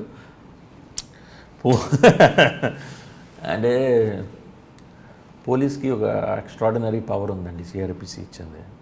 They have an instrument to harass you. I will stop there. Things go other way. I should not speak about it. Just this is a very simple thing అండి. ఒక ఎఫ్ఐఆర్ లాడ్జ్ చేయటము, వాళ్ళని harass చేయటము, this is a very simple aspect. Rowdy sheets open చేయటం, periods పెట్టడం, ఇవి కూడా ఉన్నాయి. They have a right to harass you, but ultimate eventually justice will prevail. సత్యమేవ జయతే అంటాం, justice will certainly prevail. But initial harassment మీకు తెలియదు కదా, as a journalist you know better. Initial harassment they have a right to do. అందుకే నేను ఫస్ట్లో మీకు చెప్పినప్పుడు మా ఇంటర్వ్యూలో స్టార్టింగ్లో కూడా యూపీఏ నేను అప్రిషియేట్ చేస్తున్నాను. అందుకే గవర్నమెంట్ని కానీ ఇది రిఫార్మ్స్ తీసుకురావాలి సార్. ఇప్పుడు క్రిమినల్ జస్టిస్ సిస్టంలో రిఫార్మ్స్ రాకుండా మనం ఎన్ని యాక్టివిటీస్ చేసినా ఎన్ని చేసినా at the end of the day, for instance మొన్న మధ్య కొంచెం బాగా ప్రాచుర్యంలోకి వచ్చింది జీరో ఎఫ్ఐఆర్ కాన్సెప్ట్. అట్లాంటి చట్టాలు ఏదండి? Zero FIR. రైట్. అట్లాంటి చట్టాలు, అట్లాంటి రిఫార్మ్స్ 41A సిఆర్పిసి లాంటివి ఒక పర్సన్ యొక్క లిబర్టీని ప్రొటెక్ట్ చేయడం కోసం, సేఫ్ గార్డ్ చేయడం కోసం, ఇట్లాంటివి రానంత వరకు జనాల యొక్క జీవితాలు కానీ మారవు sir. So I certainly feel criminal justice మన మాలిమత్ కమిటీ రికమెండేషన్స్ ఉన్నాయి. అలాగే ప్రకాష్ సింగ్ కేసు 2006కి సంబంధించిన ఐపీఎస్, ఆయన రిటైర్డ్ ఐపీఎస్ ఆఫీసర్ వేసిన సుప్రీంకోర్టులో వేసిన పోలీస్ రిఫార్మ్స్కి సంబంధించిన కొన్ని ఉన్నాయి. నెక్స్ట్ మాలిమత్ కమిటీ రికమెండేషన్స్ ఉన్నాయి. జ్యుడిషియల్ రిఫార్మ్స్లో, క్రిమినల్ జస్టిస్ సిస్టంలో రిఫార్మ్స్ అలా రావాలి. ఇవి రాకుండా మీరు ఏం చేస్తే ఎందుకు sir? At the end of the day this government ఉన్నది జనాలకు తాయిలాలు ఇవ్వడానికి కాదు sir. Let me just deviate from because I mean public life కాబట్టి జనాలు చట్టాల్లో చేంజ్లు తీసుకురండి. చట్టాల్లో చేంజ్లు తీసుకొస్తే ఎప్పుడో తీసుకొచ్చిన ఒక చట్టం ఈరోజు నాకు పవర్ ఇచ్చింది ఎస్సీ ఎస్టీ వర్గాలకు సంబంధించిన వాళ్ళకి, ఎస్సీ ఎస్టీ వర్గాలకి వాళ్ళకి ప్రొటెక్షన్, వాళ్ళని ప్రొటెక్ట్ చేసుకోవడం కోసం SC ST prevention of atrocities act అని ఒక చట్టం ఇచ్చింది మనకి. దాన్ని మనం ప్రొటెక్ట్ చేసుకున్నాం. ట్రైబల్స్కి ఫారెస్ట్ రైట్స్ యాక్ట్ 2006 అని ఒక చట్టం ఇచ్చింది. అట్లాగే సిఆర్పీసీ ట్రైబల్ ఏరియాస్లో అప్లై కానీ సిఆర్పీసీని ఆంధ్రప్రదేశ్లో కూడా అప్లై కాల. సిఆర్పీసీ ట్రైబల్ ఏరియాస్లో అప్లై 1973లో వస్తే 2006 వరకు ఇప్పటి వరకు అప్లై కాలి చాలా ట్రైబల్ ఏరియాస్లో. ఆ తర్వాత ట్రైబల్ ఏరియాస్లో కూడా అప్లై చేసి ఎవరిని పడితే దాన్ని బట్టి తీసుకుపోవడం, అది తీసుకెళ్ళి జైలు వేయటం, అది కూడా ఇప్పుడు అప్లై అవుతుంది. సో నేను చెప్పింది ఏంటంటే చట్టాలలో చేంజ్లు రానంత కాలం తాయిలాలతో ప్రభుత్వాలు మన బతుకులు మారు. సో జనాలు కూడా they should request for change of legislation. ఇప్పుడు ఈ లెజిస్లేషన్ ఇంత అధికారం ఇచ్చింది ఎట్లా ఇస్తుంది, ఎలా అబ్యూజ్ చేస్తారు ఈ అధికారం అంటే, మరి అధికారం ఇచ్చిన చట్టాన్ని అడుగు. ఆ అధికారం ఇచ్చిన చట్టాన్ని నువ్వు ఛాలెంజ్ చేయి, అధికారం ఇచ్చిన చట్టాన్ని అడుగు, ఖచ్చితంగా ఇది మారుతుంది. సో మై రిక్వెస్ట్ ఏంటంటే చట్టాలు చేసేటప్పుడు వాటిలో మీకు డిస్క్రిషన్ ఎక్కడ, when there is a scope for discretion there is a scope for arbitrariness. So ఆర్బిట్రరీనెస్ని మీరు ఎంత నేరో చేస్తే మీకు రూల్ ఆఫ్ లా అనేది అంత వైడ్ అవుతుందండి. రూల్ ఆఫ్ లా అనేది ఎప్పుడు వైడ్ అవుతుంది, ఒకళ్ళకు ఉన్న డిస్క్రిషన్ కానీ ఒకళ్ళకు ఉన్న ఆర్బిట్రరీ అనేది ఇష్టం వచ్చినట్టు ప్రవర్తన చేయటం, దాన్ని కానీ డిస్క్రిషన్ అంటే నీకు ఎంత అధికారం అయితే అంత కాదు, నీ అధికారం మీద వదిలేయటం, అవి లేనంత వరకు rule of law will not prevail in this country. Okay sir, final question. Software నుంచి అడ్వకేట్కి వచ్చారు, మీకు ఆ ప్రొఫెషన్ బాగుంది, ఈ ప్రొఫెషన్ 100% అడ్వకేట్, 100%. అసలు మీకు నెక్స్ట్ డౌట్ కూడా అవసరంలే, నేను అంత హ్యాపీగా చెప్తున్నా. ఎందుకంటే చాలా వెరైటీస్ చూస్తామండి. It's varied profession, it's me very clear. సివిల్లో చూస్తాను, క్రిమినల్లో చూస్తాను, కంపెనీలో చూస్తాను, ట్యాక్సేషన్లో చూస్తాను, కాన్స్టిట్యూషన్లో చూస్తాను. నాకు అన్నిటికన్నా ఇష్టమైన సబ్జెక్ట్ కాన్స్టిట్యూషన్లో, రాజ్యాంగం సంబంధించిన విషయాలు చూస్తాను, కాన్స్టిట్యూషన్లో చూస్తాను. అంటే మనకి ఇష్టమైన ప్రొఫెషన్లో ఉంటే మనకి టైం తెలియదు మురళి గారు, ఆనందంగా ఉంటాం, హ్యాపీగా ఉంటాం. అట్ ద సేమ్ టైం ఉన్న ప్రొఫెషన్లో ఉన్న మనకు హ్యూమన్ బీయింగ్గా కొన్ని నీడ్స్ ఉంటాయి, దేవుడు అది కూడా ఫుల్ఫిల్ అవుతున్నాయి, మీకు అర్థమైంది. సో అవి కూడా ఫుల్ఫిల్ అవుతున్నాయి కాబట్టి నాకు ఇబ్బంది లేదు. బట్ నాకు ఈ ప్రొఫెషన్ బాగా నచ్చిందండి. ఆ ప్రొఫెషన్ కన్నా అంటే ఆ ప్రొఫెషన్ దే హ్యావ్ దాన్ని కూడా ఐ రెస్పెక్ట్ దట్ ప్రొఫెషన్. నాకేది where I'm the right fit. మీకు ఇది ప్యాషన్ అనిపించింది? ప్యాషన్ అసలు వచ్చినప్పుడు నేను ప్యాషన్ ఏది ఆలోచించలేదండి, వచ్చిన తర్వాత మాత్రం బాగా నచ్చింది. రోజు దీంట్లో కొత్త సబ్జెక్టులు వస్తాయి, రకరకాల కొత్త చదువుతాం, కొత్తగా మాట్లాడతాం, కొత్త మనుషులను కలుస్తాం. ఈరోజు మిమ్మల్ని కలిసాను, అలాగా కొత్త వ్యక్తులను కలుస్తాం, కొత్త డిస్కషన్స్ జరుగుతుంటాయి. అన్నిటికన్నా మైండ్ పవర్ పెరుగుతుంటుంది కదా. చాలా అండి. నాకు ఈ ఇప్పుడు మీరు అందులో ఉన్నారంటే ఒకటి ఫ్రేమ్లో ఉంటారు కదా. అదే సార్, మొనోటనస్ వర్క్ ఇదంతా ఈ కల్చర్ నుంచి కొంచెం దూరంగా. సో నాకు ఈ ప్రొఫెషన్ పైగా జనాలకి దగ్గరగా, అంటే మా నాన్నగారు దీనిలో ఉండటం, అలాగే గవర్నమెంట్ సర్వీస్లో ఉండటం, అలాగే మనకు కూడా ఏంటంటే జనాలు పబ్లిక్ రిలేటెడ్ దీనిలో ఉంటే బాగుంటుంది అన్న ఫీలింగ్లో నేను అనుకుని ఇటు వచ్చాను కాబట్టి అది ఫుల్ఫిల్ అవుతుంది కాబట్టి అసలు మీకు అసలు ఇంత డౌట్ కూడా అవసరంలా. 100% చెప్తున్నాను, నాకు ఈ ప్రొఫెషన్ నాకు గాడ్. మీలాగే చాలామంది ఈ ప్రొఫెషన్ రావాలనుకున్న యంగ్ జనరేషన్కి మీరు ఇచ్చే మెసేజ్ ఏంటంటే? సార్, ఫస్ట్ జనరేషన్ లాయర్గా ఆ దేవుడు నాకు ఇచ్చిన బాగానే ఇచ్చాడు ఇప్పటివరకు లైఫ్. సో దాని ప్రకారం నేను చెప్పేది ఏంటంటే, మీకు కమ్యూనికేషన్ స్కిల్స్ లేకపోతే రిటర్న్ కమ్యూనికేషన్, ఓరల్ కమ్యూనికేషన్, నేను అది ఇంప్రూవ్ చేసుకున్నాను. ఆర్టికల్స్ రాయటంతో కానీ లేదా ఇంగ్లీష్ రిలేటెడ్ స్పీచ్లు చూడటం కానీ. నేను బిలీవ్ చేస్తానండి, if you read more you can write more, if you listen more you can speak more. Basic fundamental fund అది. సో దీన్ని నేను బిలీవ్ చేసి చాలా స్పీచ్లు వినటం, ఎట్లా మాట్లాడాలో నేర్చుకోవటం, ఇవన్నీ నేను నేర్చుకొని వచ్చాను. I was complete Umesh Chandra in 2012, and then 2021 I was complete Umesh Chandra, different Umesh Chandra altogether. So నేను ఒకటి ఇప్పుడు హిందూ పేపర్ చదవటం, టాప్ ఫస్ట్ పేపర్ని లాస్ట్ పేపర్ ఒక ఎడిటోరియల్స్ చదవటం, ఎవ్రీడే ఇండియన్ ఎక్స్ప్రెస్ చదవటం, ఇవన్నీ చదువుకుంటూ, అదే హిందుస్థాన్ టైమ్స్ ఇవన్నీ చదువుకుంటూ ఈ స్థాయికి వచ్చా. అలాగే అరుణ్ జైట్లీ గారి స్పీచ్లు చూసుకుంటూ, లేదా వేరే లాయర్స్ స్పీచ్లు, సోలి సొరాబ్జీ గారి కానీ రామచంద్ర స్పీచ్లు చూసుకుంటూ ఎలా మాట్లాడాలో నేర్చుకుంటూ, జడ్జిలు కొంతమంది మన డివై చంద్రచూడ్ గారి జడ్జ్మెంట్స్ చదువుతూ, రోహింటన్ ఫాలిన్ నారిమన్ గారి జడ్జ్మెంట్స్ చదువుతూ, ఇట్లా వీళ్ళందరూ జడ్జ్మెంట్స్ చదువుకుంటూ మనం ఈ పొజిషన్కి వచ్చాం. రిగరస్ హార్డ్ వర్క్ మీ దగ్గర లేకపోయినా, కమ్యూనికేషన్ స్కిల్స్ మీ దగ్గర లేకపోయినా, అంటే నేను రాయలేను, మాట్లాడలేను అని మీకు ఏమాత్రం అనిపించింది, నేను రాయగలను, మాట్లాడగలను, ఈయన ఒక మనిషి, నేను ఒక మనిషే, ఈయన హ్యూమన్ బీయింగ్, నేను హ్యూమన్ బీయింగ్, అతనికి ఎందుకు రావాలి, నాకు ఎందుకు రాకూడదు అన్న డెడికేషన్ ఉంది, హార్డ్ వర్క్ ఉండి, నేర్చుకోవాలి తపన ఉండి, అన్నిటికన్నా ఎక్కువగా ఒక కొత్త ప్రొఫెషన్ మనం ట్రై చేయాలి జీవితంలో. అదే ప్రొఫెషన్లో కొట్టుకుపోకుండా ఎంబీఏను ఇంకోటి కాకుండా జీవితంలో. ఇంకా చాలామంది మీరు ఎవరినైనా అడగండి సార్, ఏమవుతావు అంటే ఆఫీసర్ని అవుతా అంటారు, లేదా యాక్టర్ని అవుతా అంటాడు, లేదా పైలట్ అవుతా అంటాడు, లేదా ఇంకోటి చెప్తారు. కానీ లాయర్ అవుతానని నేను ఇప్పటివరకు ఎవరిని చూడలేదు సార్. నేను అసలు ఎవరిని చూడలేదు. నేను కూడా చెప్పేవాడిని కాదే ఉన్నా చిన్నప్పుడు. అంటే ఈ ప్రొఫెషన్కి ఉన్న ఎంతోమంది గ్రేట్స్ ఉన్నారండి ఈ ప్రొఫెషన్లో. ఇప్పుడు ఈ రోజు ఉన్న ప్రెసిడెంట్ ఆఫ్ ఇండియా గారు కానీ, వైస్ ప్రెసిడెంట్ ఆఫ్ ఇండియా గారు కానీ, లేదా ఎంతోమంది సీఎంలు కానీ, మొన్న గెలిచిన మమతా బెనర్జీ గారు, అందరూ లా స్టూడెంట్స్ అండి. ఎంతమంది యూనియన్ మినిస్టర్స్ కానీ ఎంతోమంది గ్రేట్స్ ఉన్నారు. ఇండిపెండెన్స్ తీసుకొచ్చిన వాళ్ళు మీరు అబ్జర్వ్ చేస్తే మన మహాత్మా గాంధీ గారి దగ్గర నుంచి, లాలా లజపత్ రాయ్ దగ్గర నుంచి, బాల గంగాధర్ తిలక్ దగ్గర నుంచి, బిపిన్ చంద్ర పాల్ దగ్గర నుంచి, జవహర్లాల్ నెహ్రూ గారి దగ్గర నుంచి, మోతీలాల్ నెహ్రూ గారి దగ్గర నుంచి, ఆల్మోస్ట్ బిఆర్ అంబేద్కర్ గారి దగ్గర నుంచి, మహనీయుడు అందరూ లాయర్లే. కానీ ఈ లీగల్ ప్రొఫెషన్కి ఆ షైన్ రాలే. అదే నాకు ఎప్పుడు బాధపడుతుండే, ఏంది ఈ ప్రొఫెషన్కి అంత రావాల్సినంత క్రెడిట్ రాలేదే, గ్లోరీ రాలేదే అని నేను ఎప్పుడు బాధపడుతుంటాయి. కానీ బట్ ఈ ప్రొఫెషన్కి రావాలనుకుంటే మాత్రం communication skills are must and should అండి. అది లేకుండా మాత్రం రాదు, చాలా ఇబ్బంది పడతారు. వచ్చి మనకి ఇనీషియల్ డేస్లో ఇంకా ఇబ్బంది ఉంటుంది. ఇనీషియల్ డేస్లో నేను టీచ్ చేసుకుంటూ బతికా, లేదా జర్నలిజంలో ఉంటూ బతికా. ఆ ఇనీషియల్ హార్డ్షిప్స్ మనకి ఏవైతే ఉంటాయో, టీచింగ్ ప్రాబ్లమ్స్ అంటాం మన ఏ ప్రొఫెషన్లో, ఆ ప్రాబ్లమ్స్ని మీరు ఓవర్కమ్ చేయగలుగుతా అన్నప్పుడే రావాలండి. లా ప్రొఫెషన్లోకి రండి, ప్యాషన్తో వచ్చిన తర్వాత కూడా కమ్యూనిటీ స్కిల్స్ ఎక్కువ ఉండాలి, కమ్యూనికేషన్ స్కిల్స్ ఉన్న వాళ్ళు మాత్రమే ఇందులో రండి, లేదంటే చాలా ఇబ్బంది పడతారంటున్నారు ఉమేష్ చంద్ర గారు. ఖచ్చితంగా ఆయన సాఫ్ట్వేర్ ఉద్యోగులు లక్షల రూపాయలు సంపాదించిన ఇందులో వచ్చిన తర్వాత ఇది ఒక ప్యాషన్గా తీసుకొని లైఫ్ని ఎంజాయ్ చేస్తున్నారు ఆయన. అంటే ఆ సాఫ్ట్వేర్ కంపెనీలో ఒక ఫ్రేమ్లో ఫిక్స్ అయిన ఆయన ఇక్కడికి వచ్చిన తర్వాత రకరకాల వ్యక్తులు కలవడం, సబ్జెక్ట్ పెరగడం, మైండ్కి కావడం, తర్వాత ఎదుటి వ్యక్తిని ఏ విధంగా మాట్లాడుతుంటారో వారి వ్యక్తులతో ఎలా కౌంటర్ చేయాలనే విషయాలను నేర్చుకోవడం ఆయన బాగా ఎంజాయ్ చేస్తున్నట్టు కనిపిస్తుంది. ప్రతి వ్యక్తులు న్యాయస్థానంలోకి రండి, సామాన్య ప్రజలకు న్యాయం చేయండి. ఇది ఈ వారం ఉమేష్ చంద్ర గారితో ఎక్స్క్లూజివ్ ఇంటర్వ్యూ. వచ్చే వారం మరో గెస్ట్తో మళ్ళీ కలుద్దాం. అంతవరకు నమస్కారం.